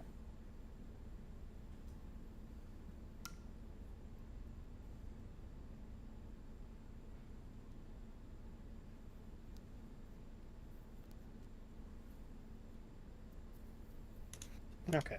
Let's see. All right. Yeah, so she looks it over and she's like, this is quite serious. Sit, let us discuss. I'ma sit. Uh, and you see her cast a spell as you see on the ground around you this sort of like silvered circle. It's Is it the edge one of of its truth again? radius. Yes. Okay. Zone of The edge truth. of its radius glimmers with sort of this veil of shimmering silver light. And she's like, so, do tell me again, where did you find this note? I was outside in the area outside of the what's it called that we're in? Not Monolith. I don't know why I'm thinking Monolith. Citadel? Citadel, thank you. I was outside of the Citadel and I was walking around and found it. Okay, can you go and make me a charisma saving throw? Thank God. That's not lying. That's not lying. That is lying. It's not lying. You were handed it. Okay, was handed it, but I found it. It was found by my hand. It's not a fucking lie. That's a lie. Well, there's my roll.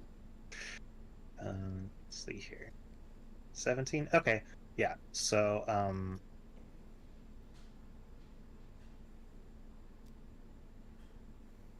she, just kind of has, like, her chin kind of in, like, a cradle of her fingers, and she's like, I see. And, how did you describe this individual you, managed to take this from? I didn't get much of a glimpse of them, but I can tell you they looked a bit mad. Make me a charisma saving throw. Matt is hold on. Matt isn't crazy. Yeah, mad as in crazy. Okay. As in, maybe a little bit like mad as in they're about to go experiment on a human. Oh, fuck. Shit. Alright, you cannot tell a deliberate lie. Rephrase what you just said. Got it. Or do not speak at all. So she asked what they looked like? Yes. Well, they had I mean, they kind of looked just pretty normal. Maybe in like the 30s to 40s ish. Had a weird look about them. Okay. Alright. She's like, I see. What was the most noticeable feature about them? Go and give me a charisma saving throw to see if you can lie or not. Ooh, yeah. Okay, you can lie. They, fuck, I don't know. Definitely had both of their arms. So much so that Yes. it was noticeable. No.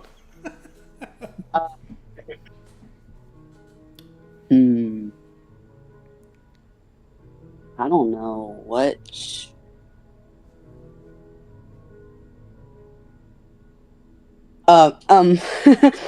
What? Ooh. What was our Dragonborn's? What was his like skin color? Blue? His skin was almost like a faintish blue, like almost maybe I don't know if it's common in the Underdark, but almost like a radiant blue. I see. Definitely had one more question. His name's Stinky One. She asked, does anyone else know about this note? Go and give me a charisma save. Well, it wouldn't be a lie to say that your party knows about the note. That's why we brought it to your attention, you know? You can say whatever you want. So I was going to say, I have told a couple of the people. I was walking with obviously my friends while we were outside, but a few of my friends were already working on something while they were, out and about. So only 2 of my friends know about this. They weren't involved or anything, though. I see. And then she's like, alright then, one last question. Has Manoia herself given you reason to believe the truth in this message? If any. Do you want me to? Yeah.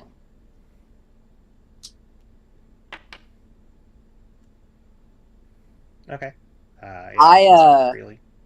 I don't know her too much personally, but based on interactions I've had with her, she does seem to believe herself above you quite frequently. She's like, I see then. You may take your leave. Is there any way that I can help you with this? Anything you would like for me to do? I certainly do not. I am appreciative of you bringing this to my attention, but these are firmly drow matters. I understand. And yes, he dismisses you. And as she does, let's go to Cressida. Cressida, you have a note with a bobby pin in it. And you are kind of flitting around sort of the outskirts of where you see these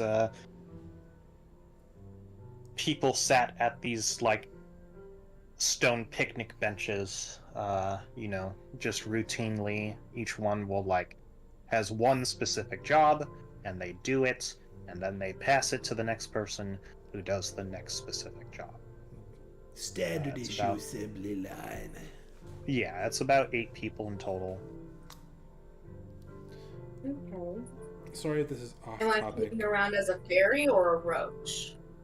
You're a fairy for now until you tell me that you specifically want to become a roach. Remember, I rolled a bunch of cigarettes just in case. If you wanted to pass out cigarettes to the people so that they could have, some little bit of relaxation while they're working. But one of them is not really a cigarette; it's a note.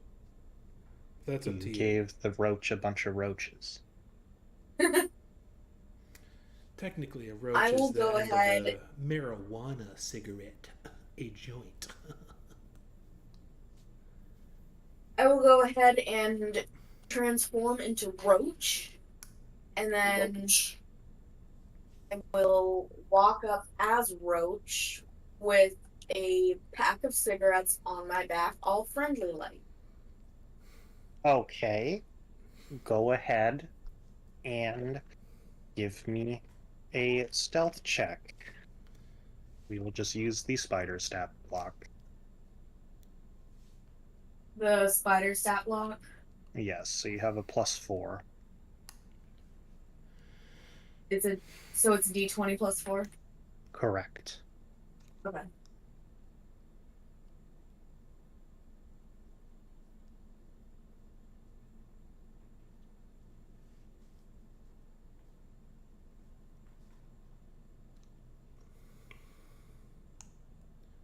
It's /R. Motherfucker. r/D20 plus 4. My favorite Reddit community. Let's go. Shut the fuck up.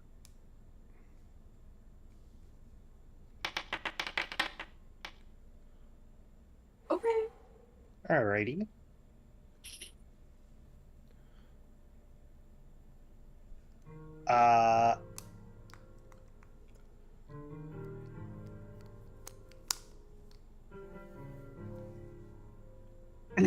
Okay, so yeah, you see the guard is just kind of standing there.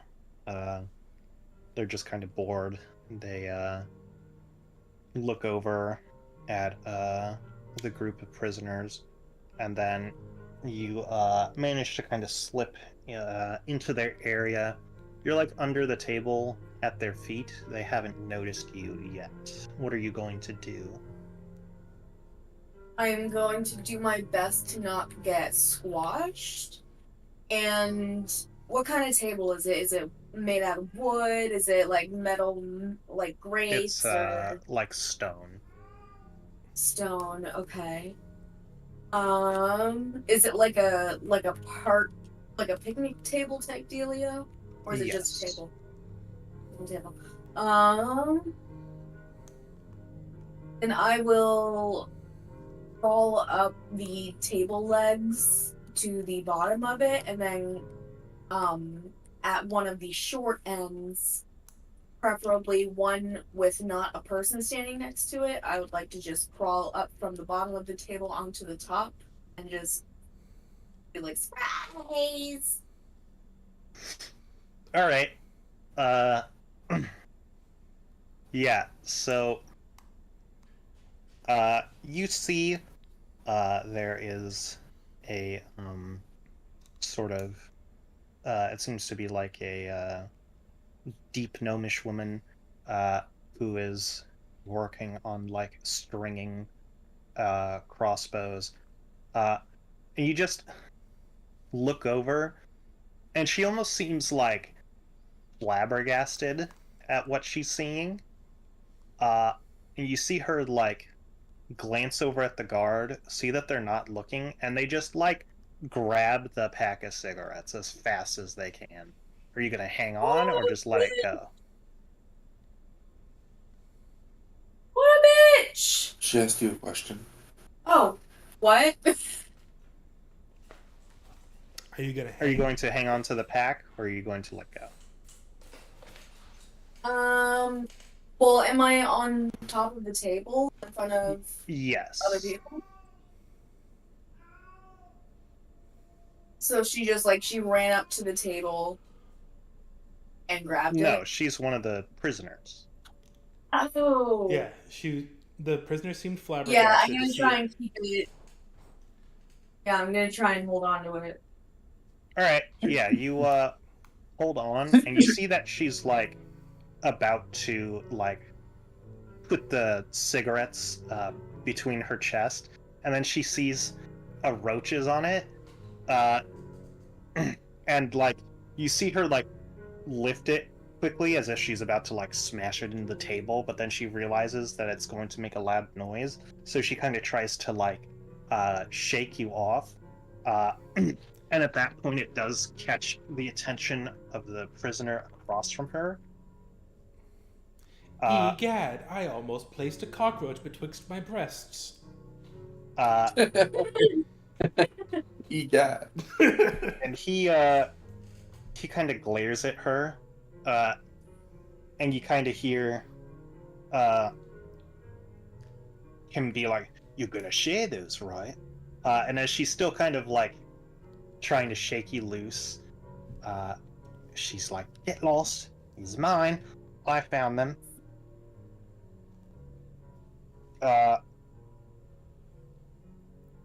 And he's like, "If you don't, I'll scream." What a threat.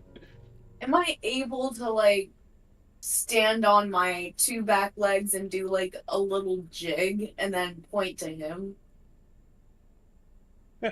You would have to let go from the cigarette that's currently being flung around, or from the pack. Nah.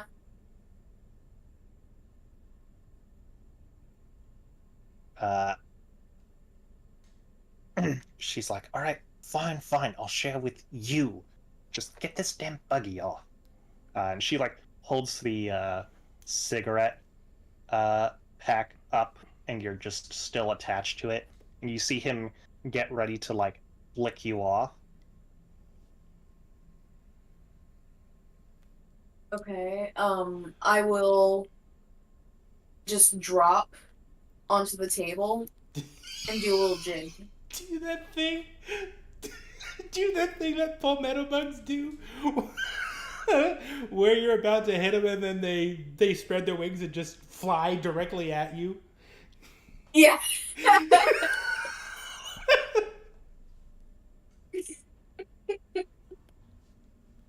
No, I'm gonna do a little jig to prove I'm friendly.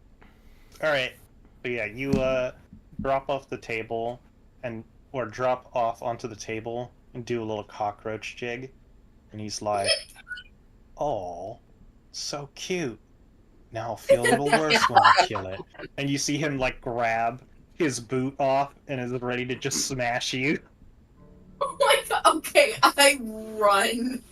All right. Yeah, you scamper off as you see the gnome woman thumb some of the cigarettes over to the deep dwarven man, and then put the rest in her hiding spot. That's Twixt her breasts. We call that a prison wallet. That's not what that is. Anyway, That's not what that is. That's not what that is, Tommy. Prison wallet just means you hide things in your butt, right? Yeah. No, you're thinking of the bread basket. The bread basket. Anyway, Simon, you once again return to the sort of dungeon converted into a more permanent prison.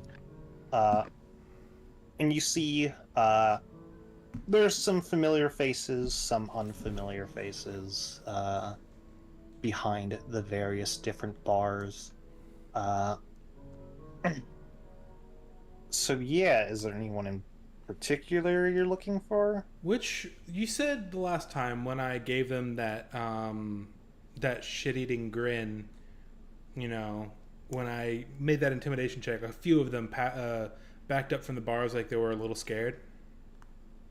Yeah. I'm gonna look for any one of them. Okay. And to add credibility to my story, hopefully one of them is female. Yes. You look around and you see one of the ones that like backed off. It seemed to have been a goblin who was with another male goblin, and she like pulled him away from the bar. Right. A mind goblin? Yes. I'm going to open Is it a mind goblin? I'm going to open up my journal with the Guys are fun. I'm going to open up my journal with the note scrawled in Undercommon on it and pretend to be taking notes on the prisoners as I scan them. Now, what can you... On a scale of 1 to 10, how comfortable are you with your skin? I'm How asking breathable are you? I'm asking the goblin woman. Do you find that you have too much of it or too little of it? What about your internal organs? You see her just kind of like try to keep a straight face, but you see the male goblin kind of like he's literally like hanging from the bars, like using his hands to wrap around them and then like pushing on them with his feet, like monkey on a cage style. And he's like, "Why don't you come here? I'll show you how much skin you don't need." Oh, I wouldn't tempt me. You see, I was given permission to come down here and have my pick of the litter, so to speak. One word from any of them, they'll come subdue you, and I can subject you to all manner of horrific things. Make deception or intimidation. I want that to be...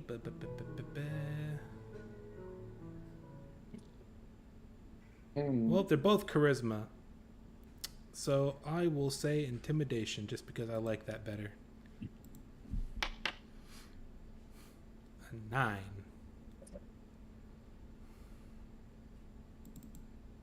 Sticking with it?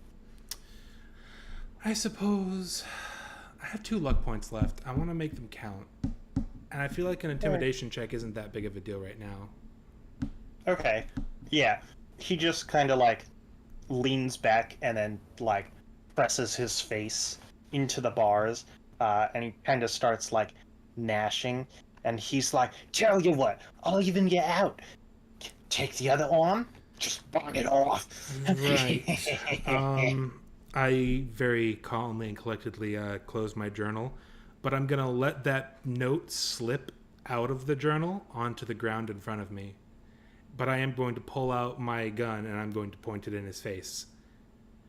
Well, nobody said the guard had to do it. I think a bullet in the head would subdue pretty much anybody.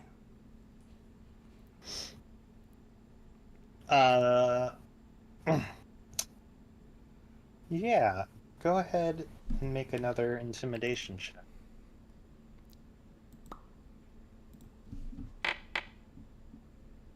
Worse. Yeah, he, how close did you get the, like, gun to his face? I was pressing his face into the bars. I wasn't up against the cells. I was standing out like in the middle of the hallway taking notes and talking to them.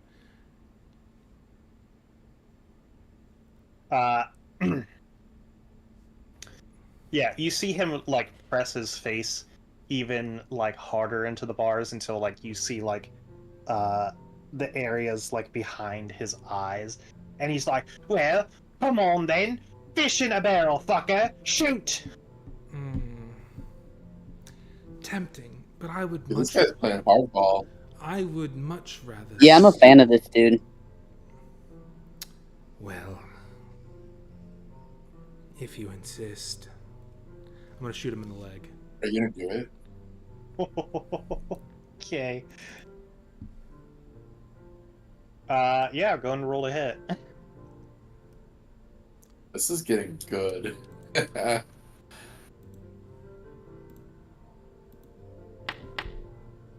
Oh, you bitch.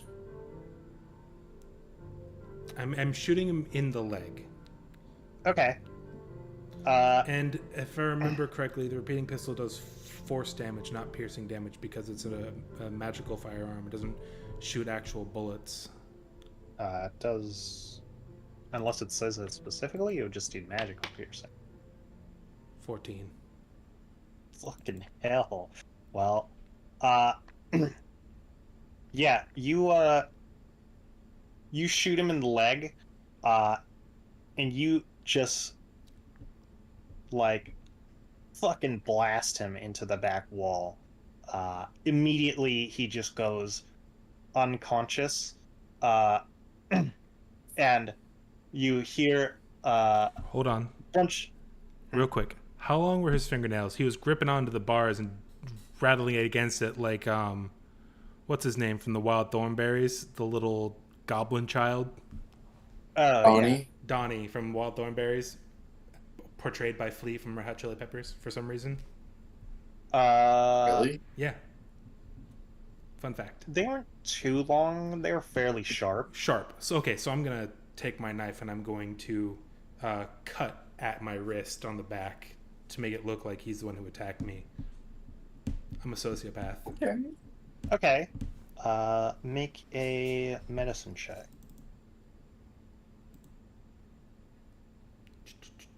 I'm good at those. I'm lucking that.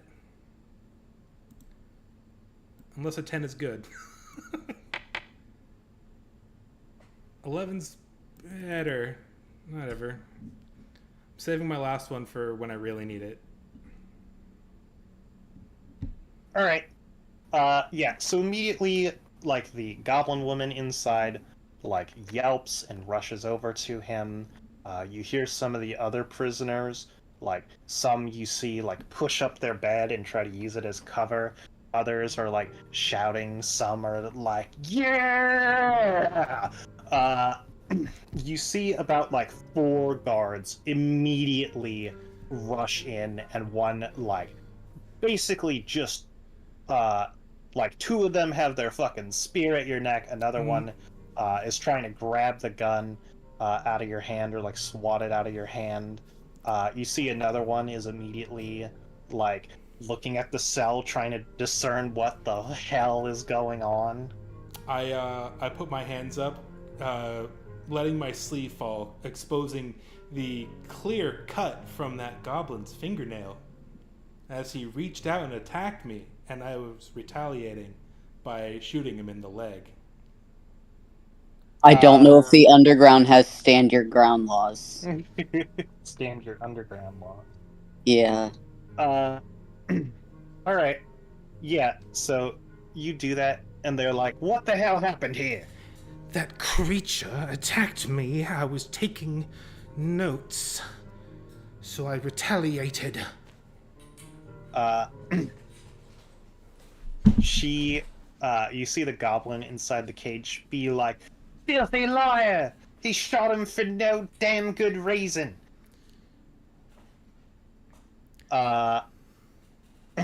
So yeah, go and make a deception check, Simon. I'm gonna have I to get. really hope this works out for you. I'm gonna have to get racist. Nope, that's a luck. That's a luck. That's a luck. I was wondering. I was like literally wondering, like, you could pull the race Okay. card. You'd really believe a couple of filthy goblins over me? I'm the one who increased your security. I'm the one who was helping this whole time.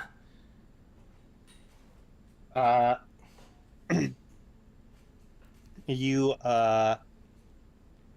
see them kind of they like look at you and they pause and they think and they're like, "Well,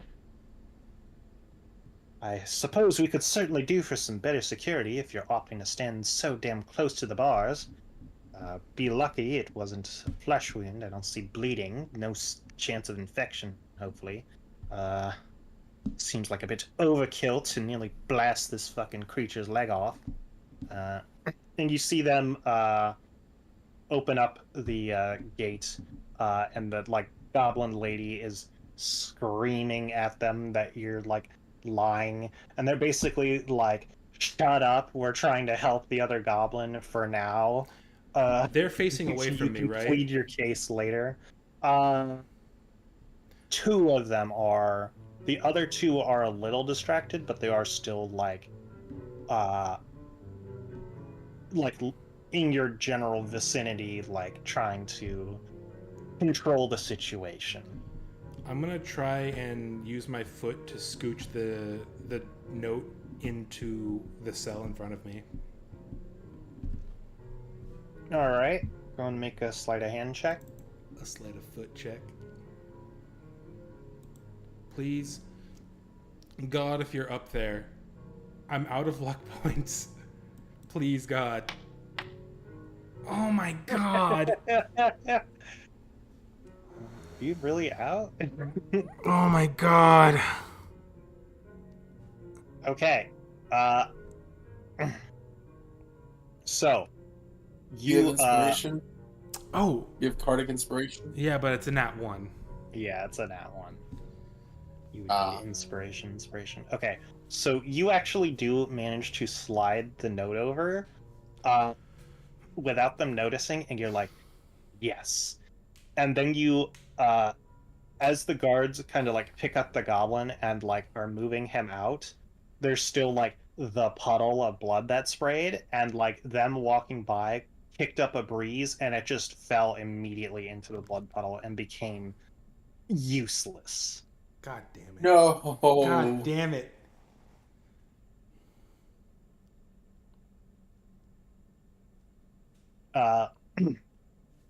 So yeah, the guards are like, they look at you. They're like, "You're causing too much of a ruckus.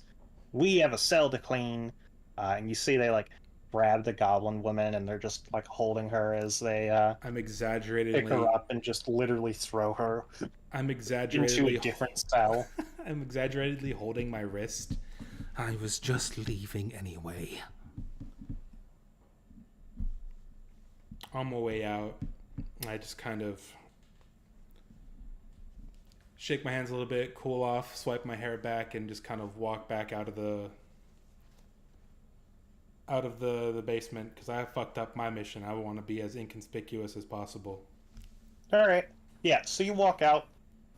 Around this time, you see Yen come downstairs, and then A few moments later, behind her, you see Kratos uh, with Just covered in some red weird, lipstick. like, purple-looking, like, marks kind of on his upper chest and around his neck. No, you should have done like lipstick smooches. That's what those are. Oh. She's wearing purple lipstick. Yeah, she's a Oh. drow. I begrudgingly go You for made it sound like hickeys. No, they're not. I begrudgingly go for the high five.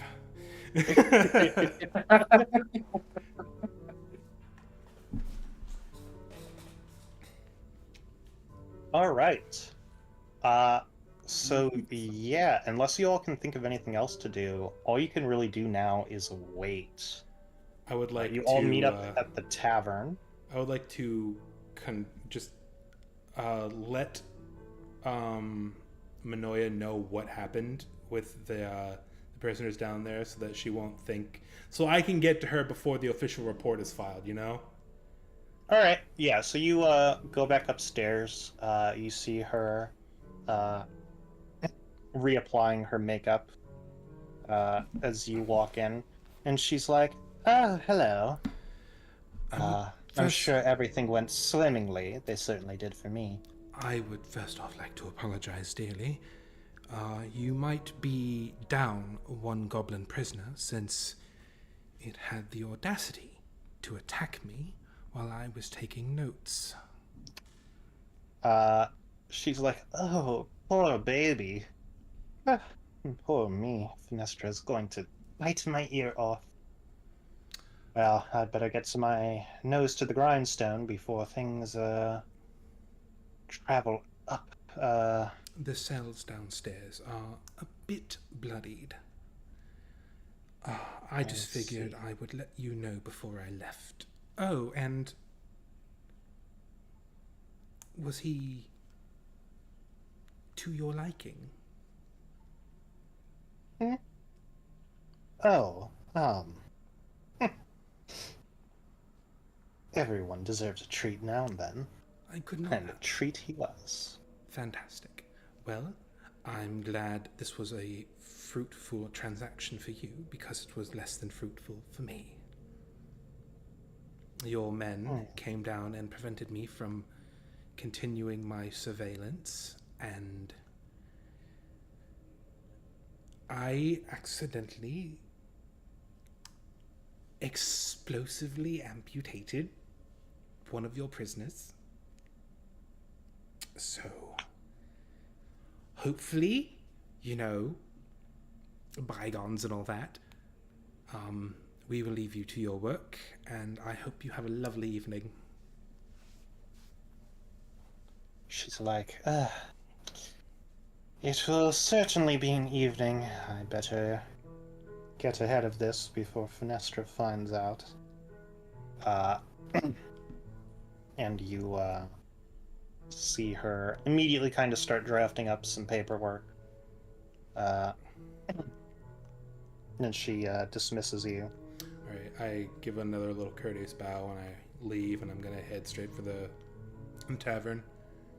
Alright, so you all meet up again at the tavern. Again, all you can do now is wait. Do you want to continue waiting at the tavern? Do you want to position yourself somewhere else for if and when things go down? I think it would be beneficial to probably be towards an exit. Oh, what about the bobby pin that I had with the note? Was that within reach of the prisoners down there? That you were not able to catch. You were focused on the note. It got soaked in blood, but you do know that the goblin that was in that prison cell was like escorted out of it because they had to clean it. So it's unlikely, but not impossible. Okay. Well, somebody will stumble upon it.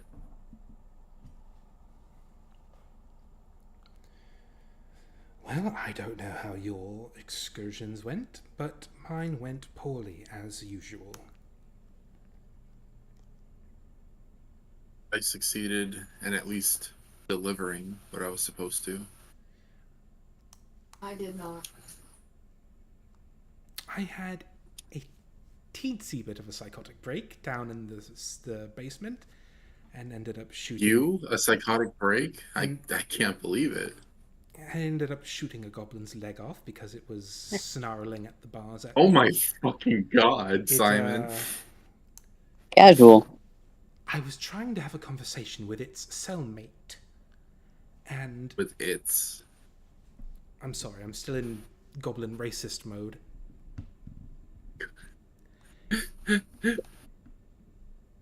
I was trying to have a conversation. My default state. I was trying to have a conversation with his cellmate.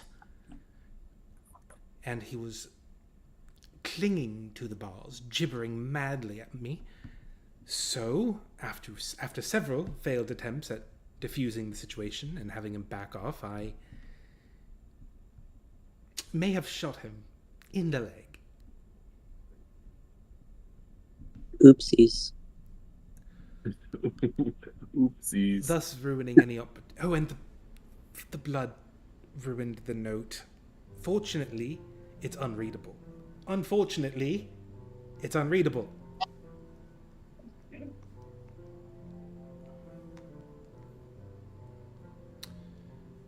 Fortunately, I said poggers when I did it. On the bright side, I got to use the gun.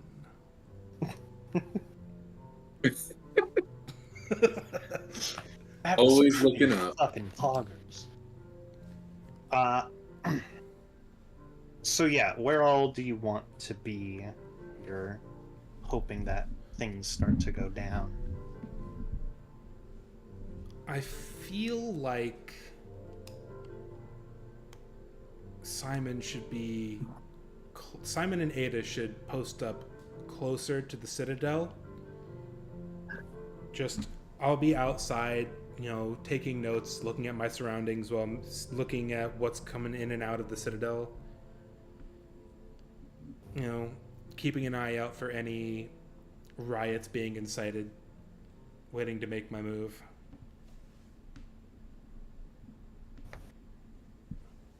Alrighty, so you're kind of standing near the Citadel gates. Kind of, yeah. But I'm being sort of innocuous. Like, chatting up random passersby and guards and casually interviewing them, like, hey, what's it like working here? And taking notes and stuff. For $1, name a woman. Name any woman. Billy on the streets ass.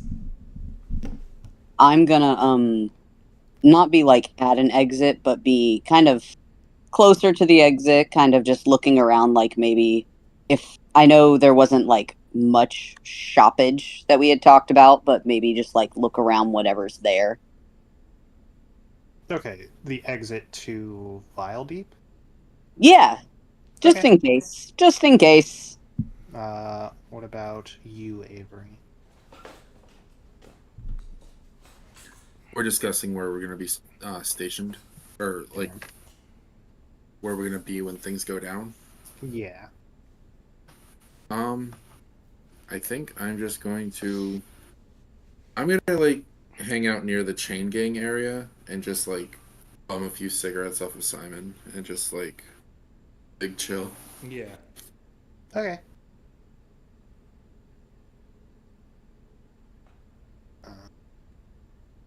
All right. So, yes. The day kind of goes on. You eventually see kind of the last of the prisoners that were working begin to get taken back to their cells. Within about an hour of that, you see some of the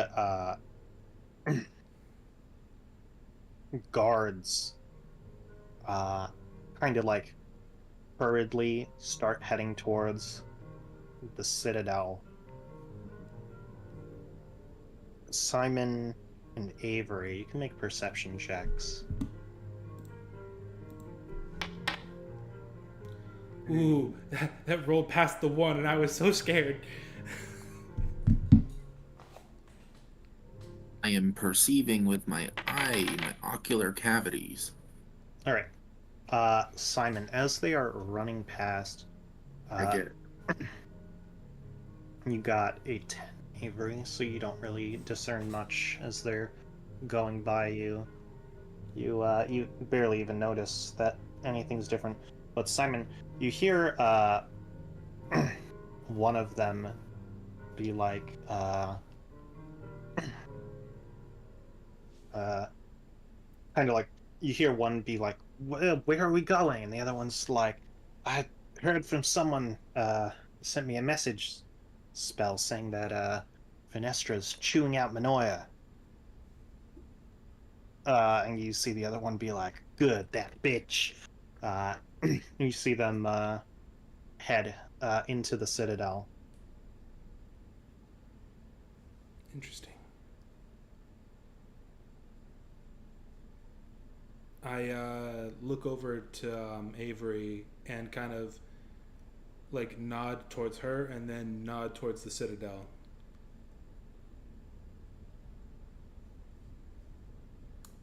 I pick up on that and follow suit.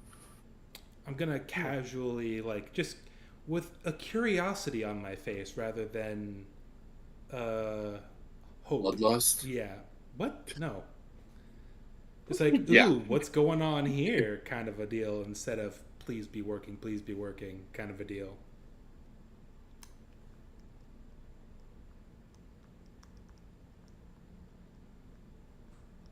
Okie dokie. So I assume Yen and Kratos were in the market kind of area. Yeah, I will say while I'm there, I kind of want to listen out for what guards are doing out there, if they're moving around, or if there's any mention of anything by the slaves. So, yeah, the prisoners are all back in their cells. It's late in the day. Gotcha. However, while the general trend has been at this time, guards are usually heading toward the Stone Throwaway Tavern. Now you see more are like leaving. Like you look inside, and it's about as empty as you've ever seen. They seem to be heading towards the Citadel. I'm gonna, like, just kindly go up and, like, tap one of them on the shoulder and ask if everything's alright. All right. Yeah, you go up to one, and it's a guardsman, and he's like, "Oh, hello, milady. Well, let's just say that I think the show's about to begin." Uh, and he just keeps going to the Citadel. Alright. I'm gonna go a little closer to the Citadel, but still kind of be in the main area. All right. I want to be within, like, eyesight of the door. Okay. Yeah. So you are in eyesight of the door, and you see guards kind of going by. And normally, the two pretty serious guards at the gate are like kind of only half paying attention. You see that they're like the doors are creaked open because there's so much traffic going through them, and both of the guards are kind of like just already like looking inside. You'll see like when there's a moment where people aren't passing by, they kind of like are looking at each other and talking. And you see Simon, Avery, and I assume Cressida just kind of slip past them. Okay. Alright, I'm gonna... I think it would probably be advantageous to have somebody on the outside just as things are happening, but I will kind of stick closer to the Citadel, maybe, like, hug a wall. Okay.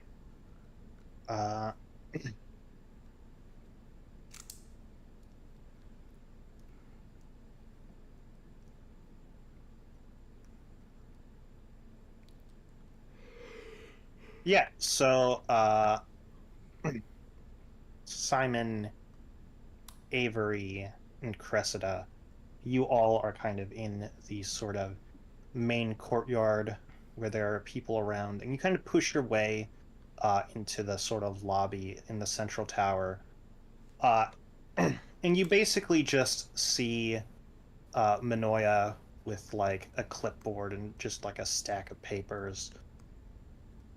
As Fenestra is like all but literally riding on her shoulder, chiding her about stuff, and Manoya's being very flippant, like, I don't know what you mean. This is clearly some kind of hoax or a prank.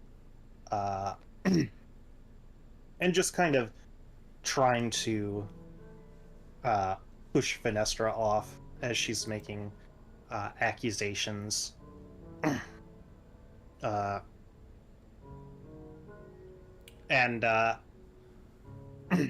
as this is happening, Yen, you are outside of the Citadel and you see the like cellar doors that prisoners sometimes go in and out of with guards.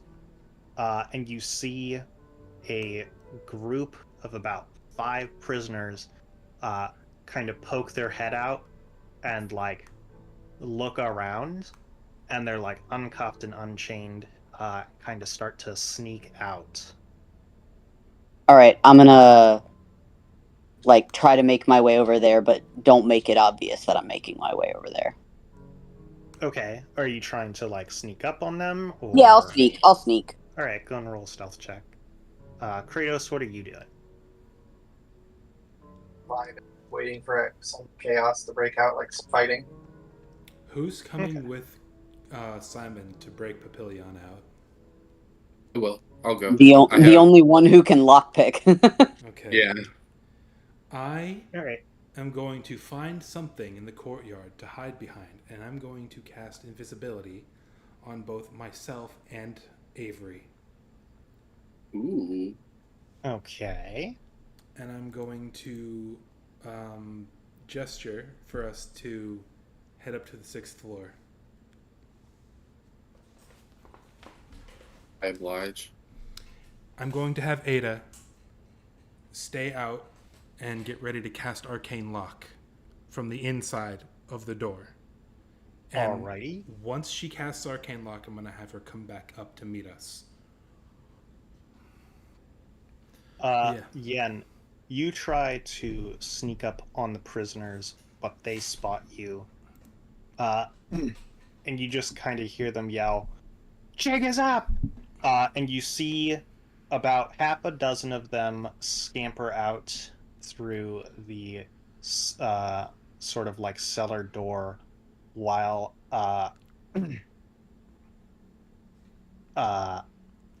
Cressida and then the invisible Avery and Simon, as you're starting to head up the stairs, you see a group of about 20 or so prisoners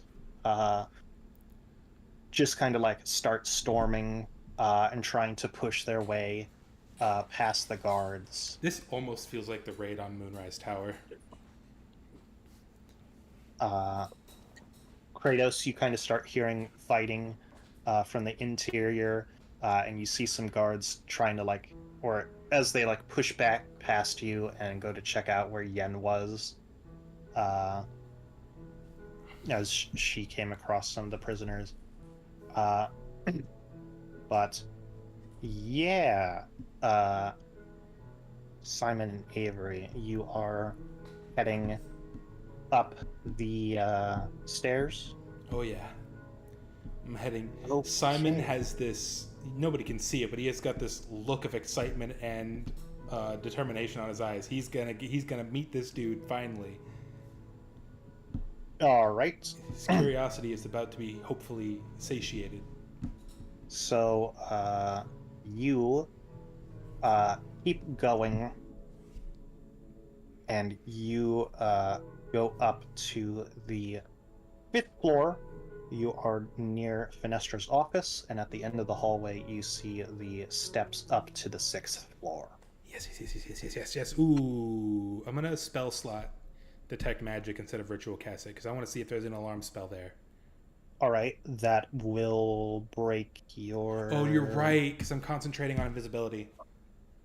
It's not a concentration issue. It's just the way the invisibility spell works, unless it specifically affects another creature. Let me check.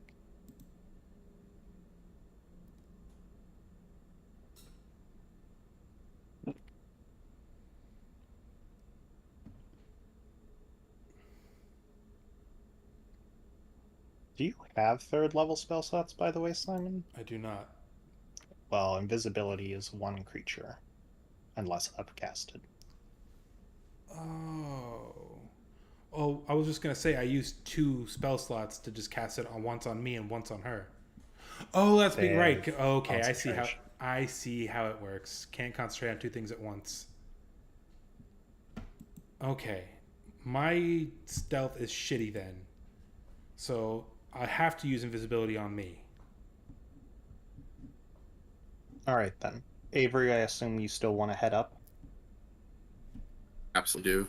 Do you have Okay. any Cardic inspiration? Any pluses or minuses? If I could suggest, Avery's the one that can break him out. What I was suggesting is Avery still comes with me, but uses a stealth check to come up with me instead of the invisibility, and use a Cardic to increase the outcome. Fairly certain. I don't think I have any good cards. I think I used to have like a +6 and then I lost it, or I didn't lose it. I used it. I'm pretty good at stealth. I feel confident that I could succeed. Hopefully. Well, let's put that confidence to the test. Go and give me a stealth check. Easy. Don't even trip. Come on, dice gods. What did I Oh roll? my god, that You was got so. a 24. That was scary. 18 on the dice. I rolled yeah. Told you, 7. I'm goated. So you see this all break out. Fenestra is like, she is shooting daggers at Manoia, who's like kind of tugging at her collar. Like, she doesn't know if this is her fault, but she also doesn't know if it's not her fault. But they do seem pretty focused on a prison break that's happening. And you manage to slide up the stairs. Like, one of the other guards comes down the stairs, and they just do not give a shit about you. As you walk by, you kind of blend in with everyone else. And you kind of like get up to the 5th floor, and you see Ada kind of like peek her head out from under like Simon's cloak that's invisible. So you know Simon's there. Okay. So yeah, what do you do? Just for safety. Well, What was the command word? sorry, is Simon with me? Yes. Yeah, we are together. I need to know. I told you that I memorized the command word she used to disable the sigil of warding or whatever it was on the box. Mm-hmm. I want to see if that same word works to disable any traps ahead of us, any magical traps ahead of us. Okay. So you just say the word out loud? I say it in front of the stairs because I'm taking no chances in this. They're really this is like high security. This, if we go past this, it's probably going to set off alarms. And Petillent was mentioned by name in the letter, which might have been a mistake. Okay. So I say that command word she told me, or she said out loud in front of the staircase, and tentatively start climbing.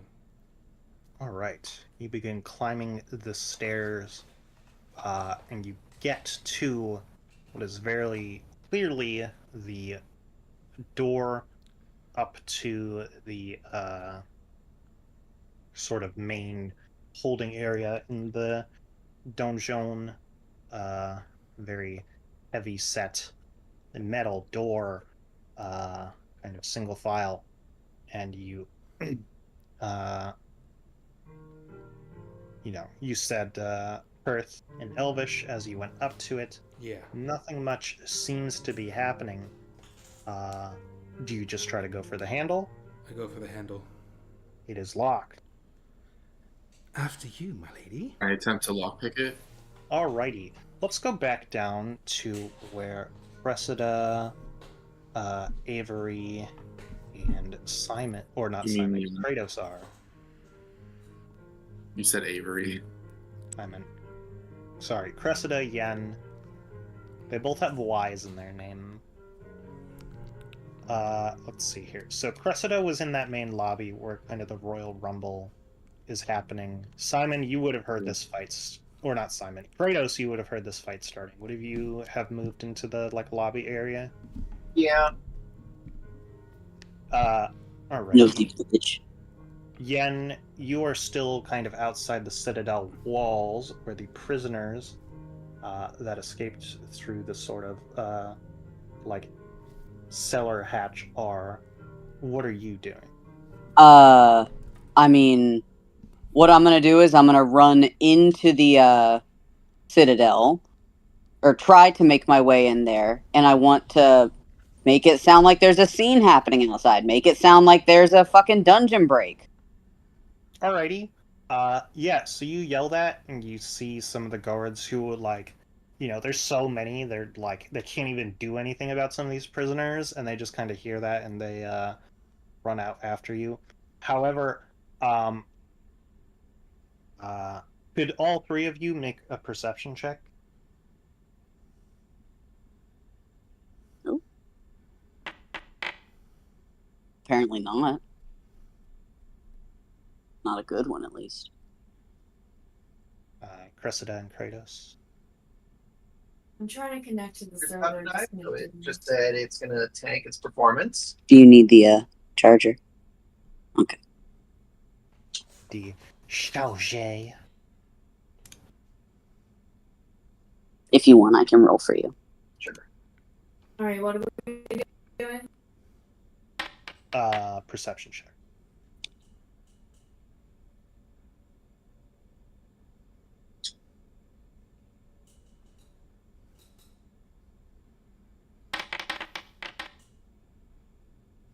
All right.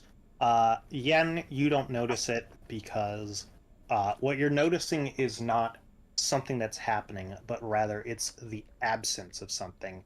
And that is Finestra's yelling at Manoia, as instead you kind of see Finestra was kind of shaking Manoia by the collar for a moment.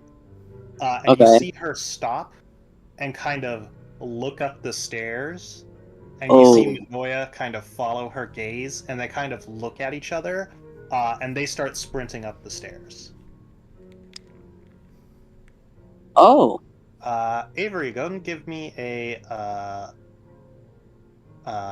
dexterity check, and you can add your proficiency bonus if you are proficient with Thieves' Tool.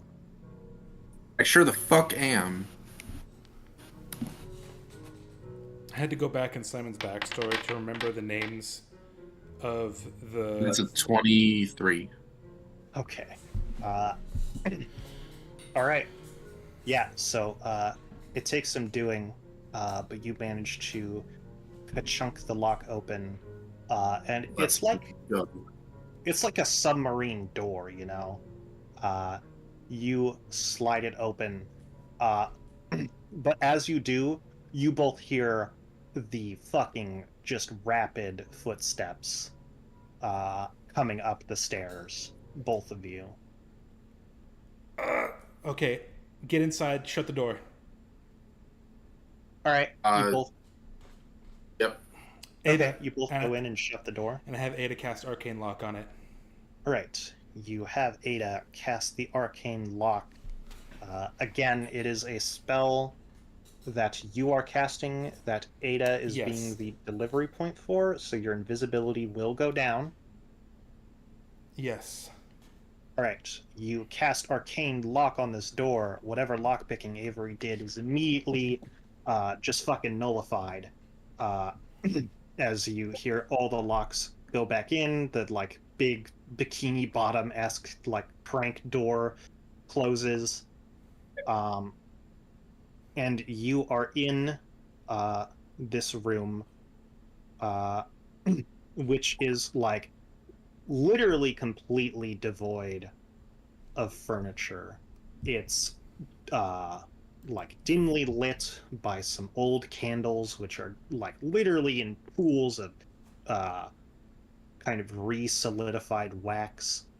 And in the center of the room, you see a sort of dark lean, almost like emaciated figure. They have like a brace around their neck, these heavy looking like hand and foot restraints, which are like pulled as much as they can be by chains, which are like attached to the like walls and the floor. And then there's just like this heavy sort of like belt and kind of chest binding around them as their head is sort of slouched down, facing away from you. A corpse should be left well enough alone. All I'm thinking. You must be Papillion. Simon's having trouble hiding the excitement in his voice.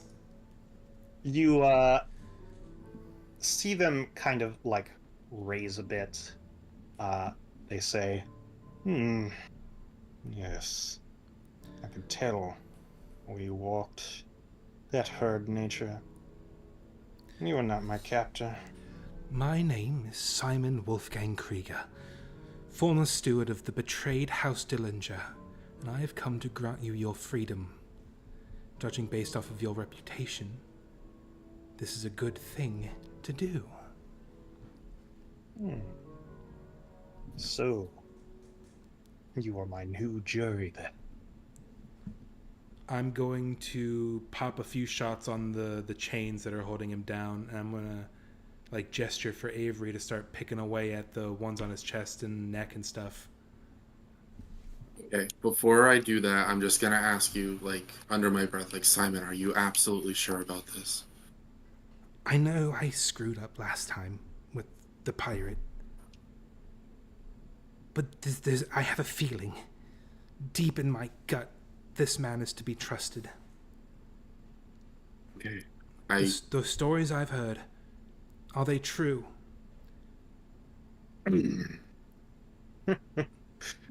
Legends, I have stories. Do you have a reputation for taking down corrupt nobles? Is that how they sell it? There's an absolute scumbag named Felix Dillinger, father of one Leon Dillinger. Leon is chasing me for killing his father. He's a bastard who killed the only men who were ever good to me. If we free you, well, let me just ask your rates.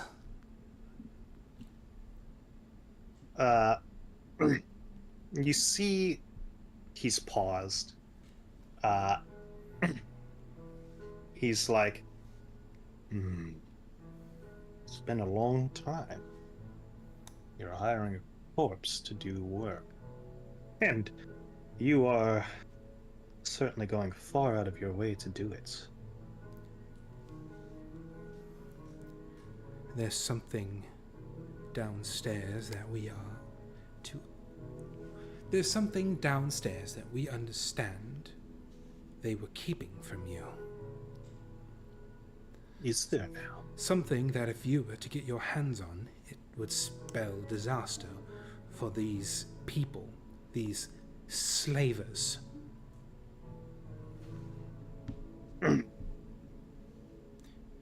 They mentioned you by name. Well, not by name, per se. But you are the person on the 6th floor of whom they spoke.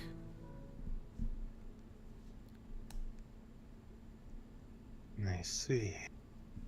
I'm putting a lot of trust in you right now.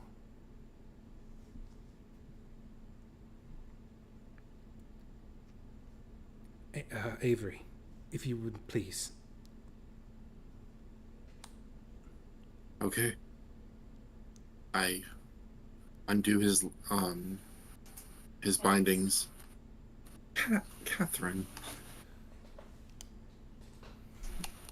All right. Yeah. So you go up to that, and you hear a on the door behind you. Like you see it like burn with holy light for a moment. You hear this sort of muffled shouting on the other side. Avery, go and give me once again your lockpicking check.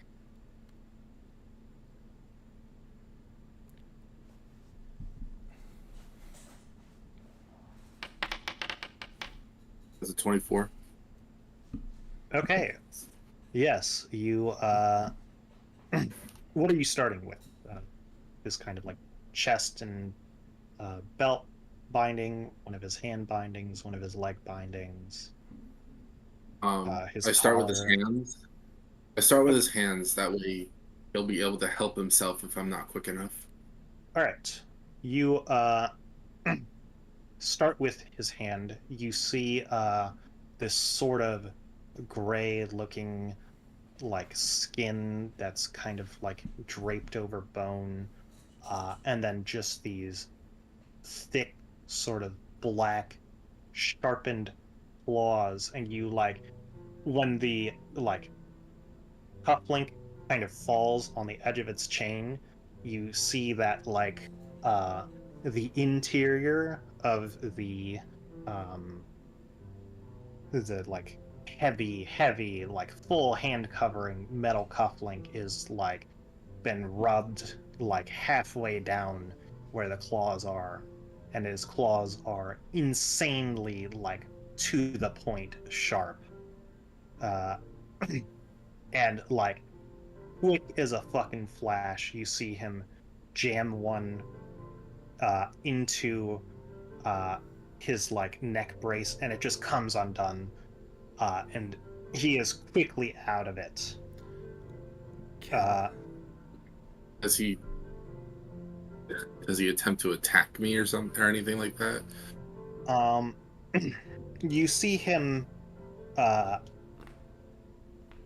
kind of like he was like slouched over again, and he stretches. You see his rib cage again. The fur there is kind of gone from the long sort of like attachment of the metal bindings that were around him. Uh, his fur on his face kind of drapes down in a long, almost unkempt beard as you see these very like dull but still somehow piercing kind of olive green eyes as he like stands to his full height, uh like well over 6.5 feet tall. uh and he kind of like stretches for a moment.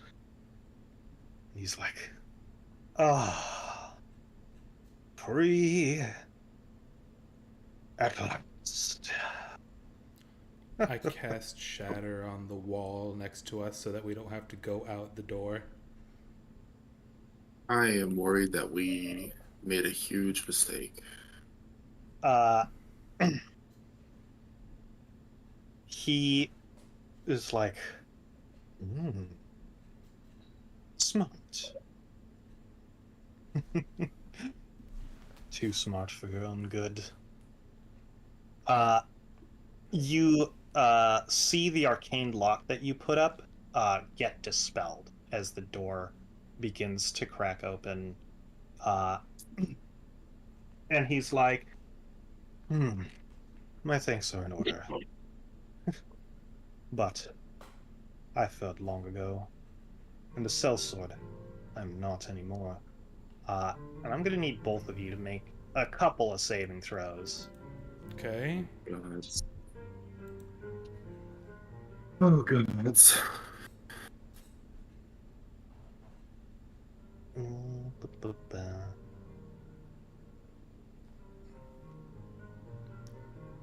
Alright, I need you both to make a dexterity, strength, and constitution saving throw. Dex. He's It's con and what? Con. Strength. Strength, I believe. Oof, my constitution was stinky. My strength is gonna be no better. Who would have guessed that the only one I was good at was dexterity? Yeah, same. All right.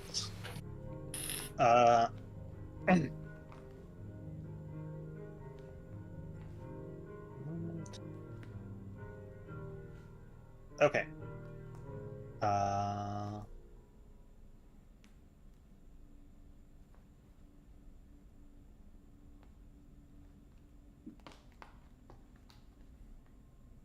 Okay. All of those were DC 17. Holy shit! Are you serious? Yes. Simon, did you fail all 3? I did. All right. And Avery, you failed all but Dex. Mm-hmm. All right. Simon, you are immediately knocked back 15 feet from him and feel the strength in your legs temporarily just abate you, and you are knocked prone Okay. as your speed is reduced to 0. Avery, the same happens for you, but you manage to keep on your feet. You kind of like slam into a wall and manage to stay standing up as you both take...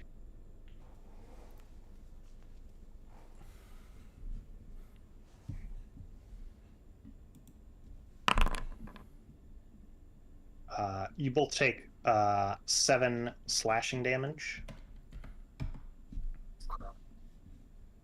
Okay. And through the hole that you so graciously made in the wall, Simon, you see him just jump out. All right. Like escape? Like...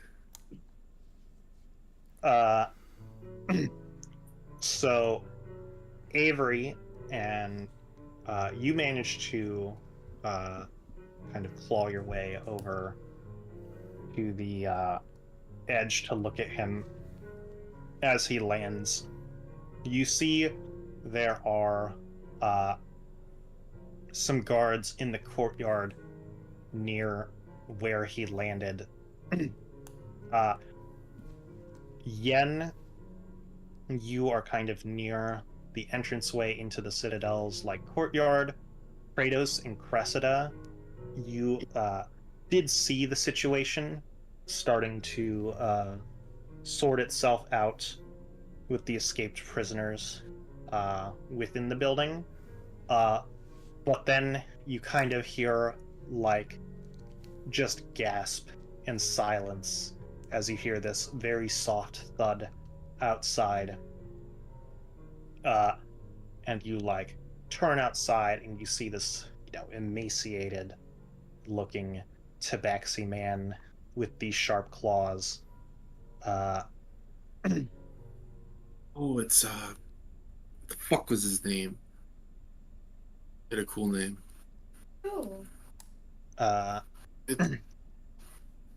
And you see him surrounded by these guards. Do you do anything? Fuck no. I don't. I No don't. way. I think he just blew us away because he doesn't trust us yet. I fully believe that he's not up to no good. I admire the Yeah, fact that you try to see the best in people. I'm gonna say fuck that personally. I'm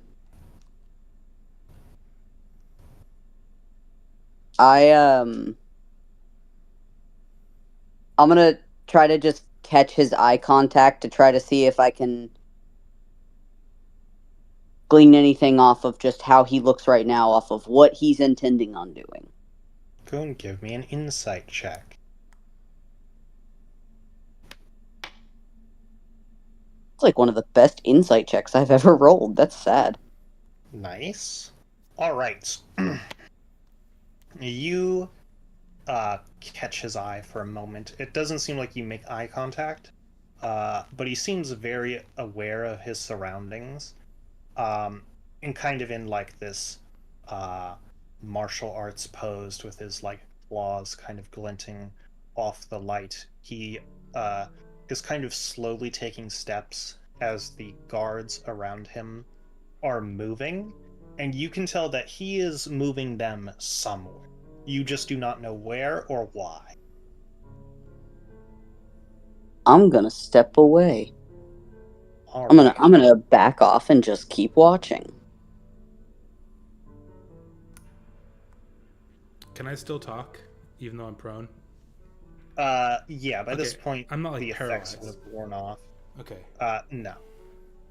But you do see Fenestra and Manoia kind of walk in and just kind of assess the situation.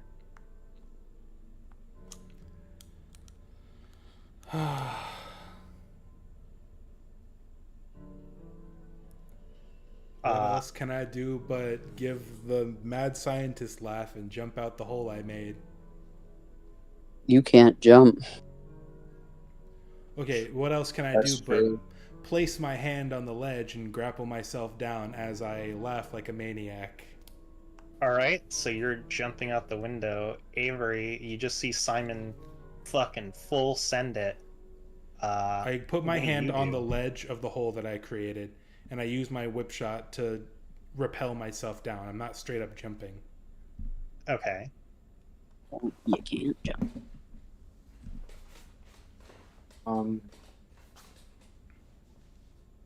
I don't. Hey, you wanted to go to jail. Wait, I was can gonna. I don't resist or fight. Like in a real sense, I'm very shell shocked. can I And- can I say that I held on to her as I repelled down? I don't think you're strong enough to do that. And Avery would have to be willing to go with you, which I don't know if she is.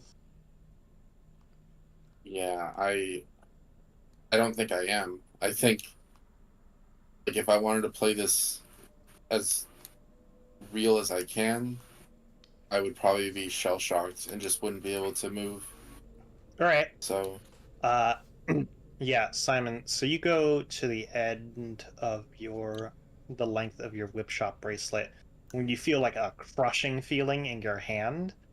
As you see, Fenestra is literally has the heel of her boot on it, as she's like watching below and kind of wincing through the pain. You look below as you see Papillon just claw into the ground and like rip out the earth below him. You see the nearby guards trying to keep their footing. Some like lunge at him to attack. And like once the cloud of dust clears, you just see that there's a hole that's going straight underground where Petillent was. Right.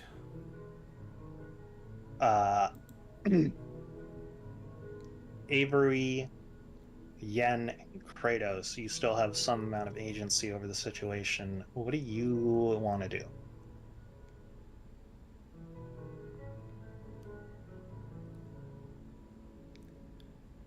Hold on. She's standing on my hand.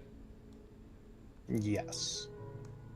Can I? You said I felt it. I felt the crushing weight on my hand. Mm-hmm. I'm gonna cast snare on her. Okay.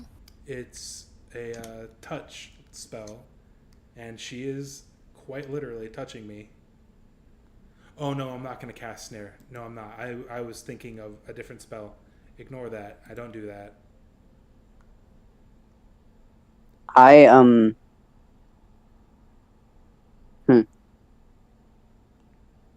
What? Just give me a brief recap of what happened when he ripped the earth apart. You see there were like there's like just a big kind of almost X-shaped hole in the ground. You see that like um it looks like the area where there was like stone and then brickwork into the like lower cellars was not very strong in that location.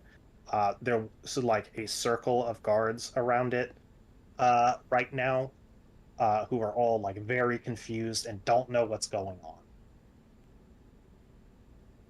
All right. Before I decide to do this, I have to question if it is possible. Would I be able to thunderstep into the hole and fall into it? You would certainly fall into it, yes. You would How what? deep does it seem from where I am? You know that it's like one flight down, so it probably hurt a little bit, but it wouldn't be like catastrophic. I more than just anything want to learn how he does that kind of shit. So I'm gonna kind of back off so that it's not like the thunder sound won't be as crazy and there's no one around me. And I'm gonna Okay. thunder step and go into the hole and plummet down. All right. Yeah, you kind of say the incantation for Thunderstep, stomp your foot, and then suddenly you're above the hole. You see like a guard just like completely like taken aback by seeing you for just a moment before you literally swim down into the hole below. You take 6 points of bludgeoning damage as you fall down. And you like sort of fall very ungracefully as you fall almost on this like table or something that falls over. And you realize you fell into a cell which is open. Um, and there you see uh, holding in one hand, Petillent is holding this large, sort of sealed and like cast ironed up box. The box that we told them to put elephant toothpaste on. Correct. Got it. And you see him like step forward, and you see this like magical circle appear under him, like one of those glyphs of warding that you managed to overhear the like phrase of, and it like explodes, and he like just you don't know if he dodged it or something, but he just shrugs it off. He doesn't fucking care at all. Okay. I'm gonna shoot my hands up immediately to show that I'm not a threat. He never even like looked at you. He was walking away from you. And he kind of pauses. And he's like, I have no quarries anymore. And he continues like walking forward until he gets to like one of the walls. And you see him just take the box and throw it as hard as he can at the wall as it explodes from the elephant toothpaste. And the box kind of goes flying into a corner. And he just like climbs out of the hole. You see his tail kind of like swipe by once. It's old and raggedy and has like fur and kind of limp strands dangling down from it. And he doesn't even like look at the box even before you see him kind of jump away into the darkness. I wanna follow. I'm a fan of this dude. I want to learn what he's doing. All right, you stand up and go to follow, but you see that the box is still there. It's kind of like cracked open, and there is a light pouring out of it. Does it look like it would hurt me if I touch it? You don't know. All right, I'm gonna go ahead and draw my shadow blade, and I'm just gonna kind of like pry it open slightly from a distance. Shadow Blade is not a physical thing. You right, that's valid. Fine, I'm using my dagger. All right. You use your dagger to make sure that the fucking devil spear or whatever doesn't close fully. That's what I was gonna reference to. Oh man. Yes, and you open up the box and you peer inside. The glowing is still bright, but you kind of adjust to it. And you see what appears to be a like glove, or like a gauntlet. It's a single gauntlet. It's like almost pure white with these blue accents and these two sort of like almost humming sort of like bulbous nodules in the palms. All right, I'm gonna. I don't know. My brain tells me to touch it before trying to put it on. Just quickly like tap it to make sure like it doesn't like I don't know explode upon touch or some shit. All right. Uh Like hot yes. stove style. Okay. Yeah, we cut back to Simon and Avery. Uh I wanted to do something. You said I could see her, right? yeah. I'm going to cast Vortex Warp. You magically twist a space around another creature you can see within range. The target must succeed on a Constitution saving throw, or the target is teleported to an unoccupied space that I can see within range, which happens to be 90 feet above me. Hold on. Read the spell fully. The chosen space must be on a surface or in a liquid that can support the target. Oh, okay. Okay, well then I'm just gonna shunt her down to the ground floor then. All right. By the way, I asked Cassie ahead of time. She told me I could use her -7 card. okay. Can you tell me, by the way, how long your arm can extend to? Let me peep my whip shot. Inventory, whip shot bracelet. Let's see.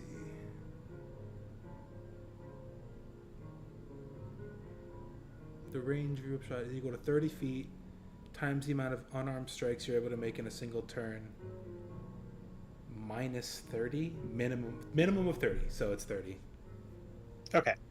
30. All right.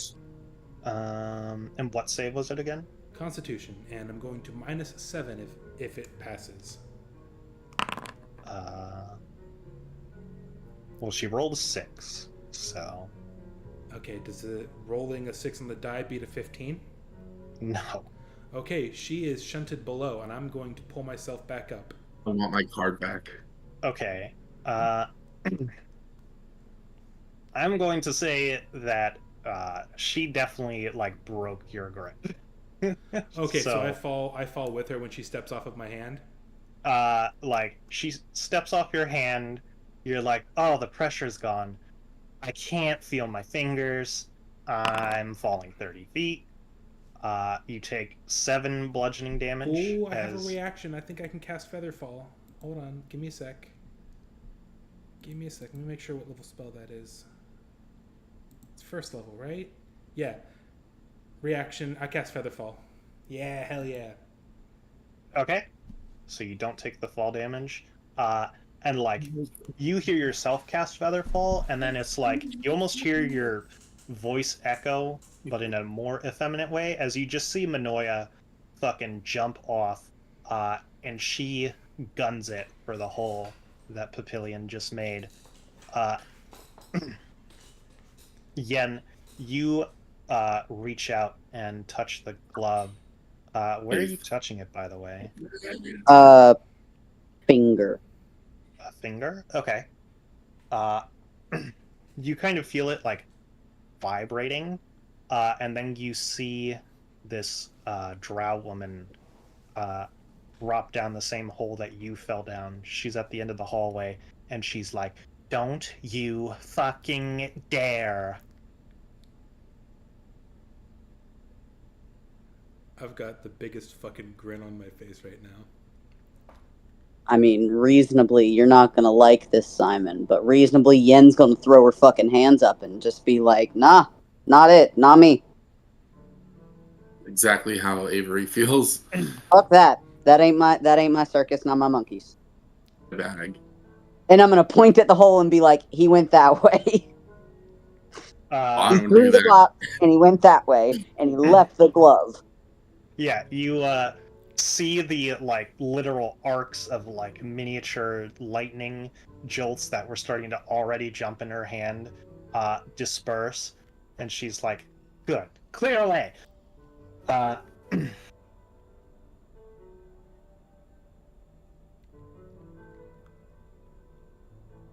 yeah, you see by this point, Fenestra uh, grabs you, Simon, by the collar, and like basically uses you like a Kuko in The Legend of Zelda so that she doesn't take the fall damage from jumping down, and she's like grabbed you by the collar and jumps down. I do just want to draw attention to time. Yeah, we're about to wrap up. Okay. Simon and Cressida, well, this all has been going on. What have you been doing? Kratos and Cressida. I have just been honestly like sitting there with my mouth open, like. I see. Do you fly down into the pit to join them? No, I'm gonna stay as far away from this chaos as I possibly fucking can. Okay. What about you, Kratos? I'll jump in the pit. All right. Kratos, Awesome. you jump in behind them. Avery, I will note that in between one of the two feather falls that happened, you probably got caught up in one of them if you wanted to jump down. Would I be alone otherwise? Yes. Then yes. All right. So you jump down. Do you jump down to the hole, or do you just jump down to the ground level? Ground level. Okay. So you're at the ground level. You see Kratos jump in. Cressida is kind of there with you, like just trying not to be conspicuous as to what just happened. Kratos, he takes 6 points of bludgeoning damage from falling down the hole.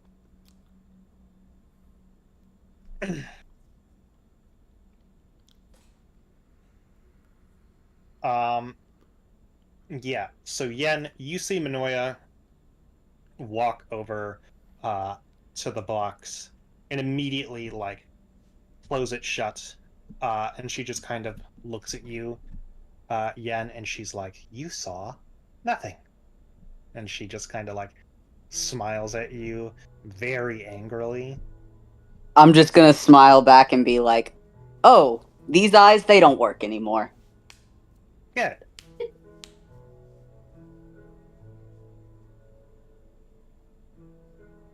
But then again, I am gonna point at the hole in the wall and be like, except in that direction, they work there. Yes, that is not my quarry. As you see her kind of look at Fenestra, who still has you by the collar, Simon. I'm just grinning in her face, just like I've got this insane shit-eating grin on my face, like a lunatic. I'm basically looking her dead in her eyes like a lunatic. All right. She's kind of like looks at you while she has your collar, and she's like, "Where is he going?" You know what they say. Curiosity killed the cat. Why did you do this? You can't put such a tantalizing mystery in front of me and expect me not to investigate.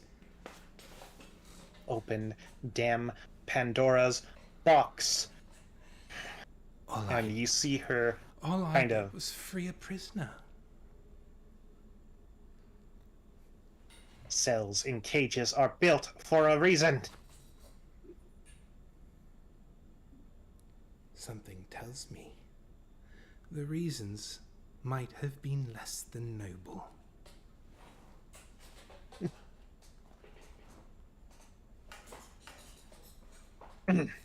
And I put a little bit of emphasis on the word noble, sort of like emphasizing, nobility.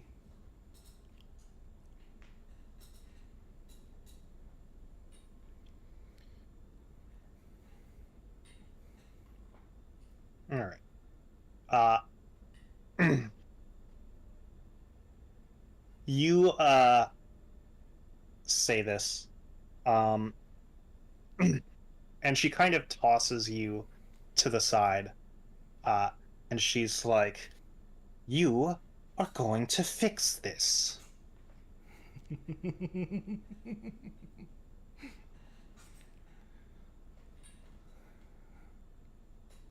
I'm just gonna. What do I do? I give a little shit-eating grin and do that courteous bow I did before and jump down the hole. You were already down the hole. Oh, okay. Yen, which way did our friend go? I'm not associating with you right now. Right. Bitch, I'm backing out. Minoya, which way did he go? She's like, "He went that way. I recommend you start your chase now." Oh, I before it started gets too walking far." that way the moment she gestured in that direction. All like pretending I'm into her, the flirtation, the gentle demeanor, it's all gone now. Simon's gone feral. All right. Yeah, so you start to walk towards the hole. And you just hear this like sort of metallic like brother, help, as you see Fenestra has managed to catch Ada. Okay.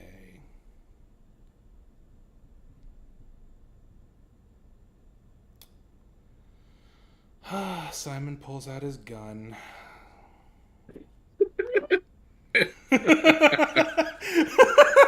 I have to, I know this is slightly meta, but as a rule, anytime that this has happened in the past, Yen has offered to put Simon to sleep. I would like to offer that moment real quick. What's the Okay. distance? What's the I'm range not on going to. What's Just the range on sleep? to the you're in the room with me, dumbass. Yeah. Yeah, but what's the You're next to me. But what's the range on sleep? It's a 20-foot sphere, 90 feet around me. 90 feet. Oh, within Yeah, 90 you're not feet. for me, bud.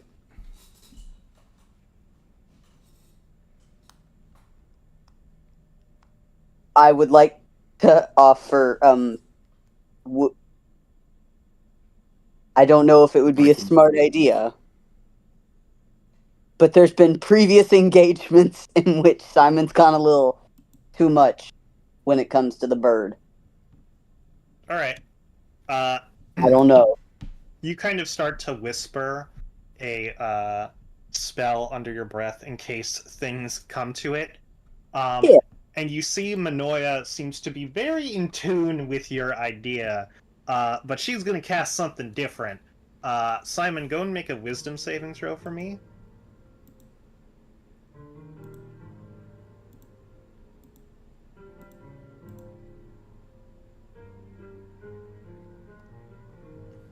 All right. You you start to like depress the trigger as your entire body locks up as you see this great sword kind of almost like a goddamn paper cutter on Ada. And Manoia's like, come on now, let's not do something we'll all regret. As Simon, you are under the effects of hold person. Miss Finestra is offering you a very lucrative deal. Exchange for an exchange. And, given the circumstances, I believe we can even come to an agreement that should Petillent not come back breathing, we will still agree to the exchange. Finestra kind of like scowls at Manoia, but she's like, fine then. Bring him back, or at least his head, and you'll get her back. As she kind of continues to hold the blade. And while the hold person is still going, you can make another wisdom save for me, Simon. See if you can break out of it before they can do anything else. Okay. Yeah, so you managed to break out of the wisdom saving throw, the gun still in your hand. Are you going to fire at the person with the blade to your sister's throat? I'm going to use my whip shot bracelet to try and pull Ada from her arms. Either that or cast heat metal on her armor. Okay. Which one?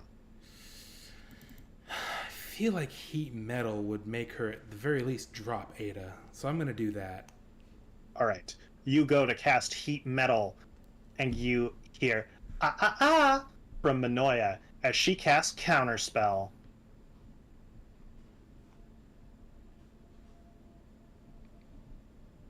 I'm just gonna fuck it.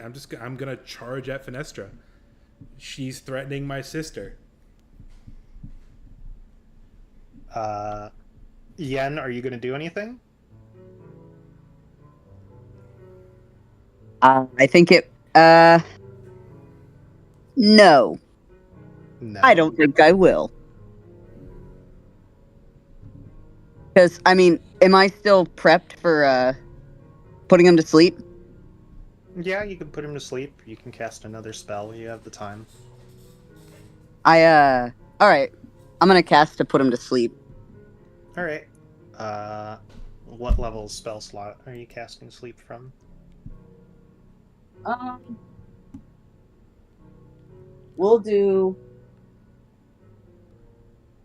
do second level. So, what's that? 78? I think it's 88. Wait a minute. It's 2. 7. 5 original and 2 after. Oh.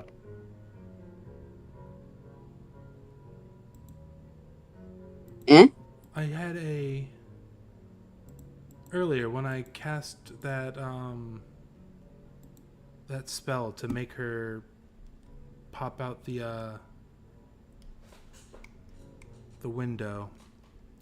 Where the fuck is it? I just had it. God damn it. Vortex Warp? Yeah, where the fuck is it? Oh, it's in V. That's why I couldn't find it. Instead of charging her, I'm going to... It's a creature that I can see within range. I'm going to Vortex Warp her towards me. Is it... okay, let me... Yeah, can I still use your -7, Cassie?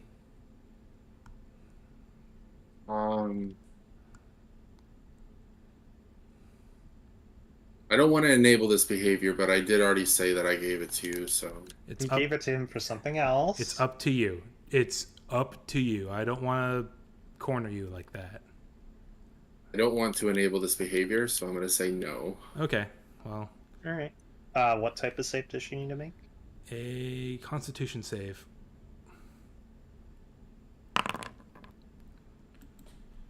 Alright, she rolled an 11 total. 11 total. She is pushed 30 feet towards me. Does that include... Does my homunculus servant count as another creature? I'm gonna say, because she's grappled right now, no. Okay. So The she gets pulled. Around another creature, right? The target must succeed a saving throw. The target is teleported to an unoccupied space of my choice that I can see within range. The target was Fenestra, not Ada. My goal is to get Ada away so she can run.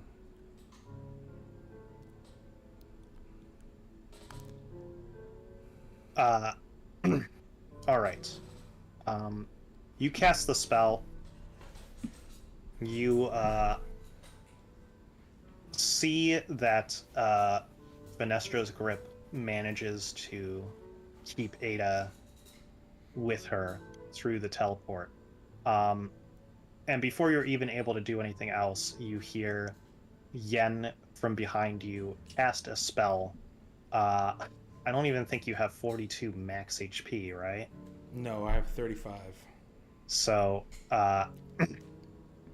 you hear sort of this, like, mumbling of, like, well done, from Manoia behind Yen. As you fade from consciousness, you kind of reach your hand out, your robotic hand with its fingers all destroyed, toward Ada, as you fall into unconsciousness. And that is where we'll end the session. Why are you such a psycho, Tommy?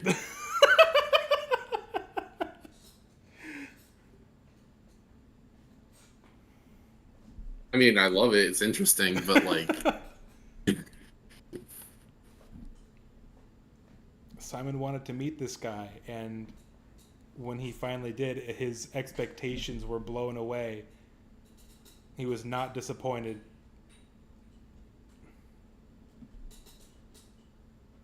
Oh,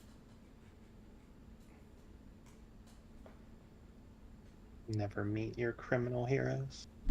All right, sorry to hold you up on that, guys. I didn't know that this course of action would cause us to go to almost 1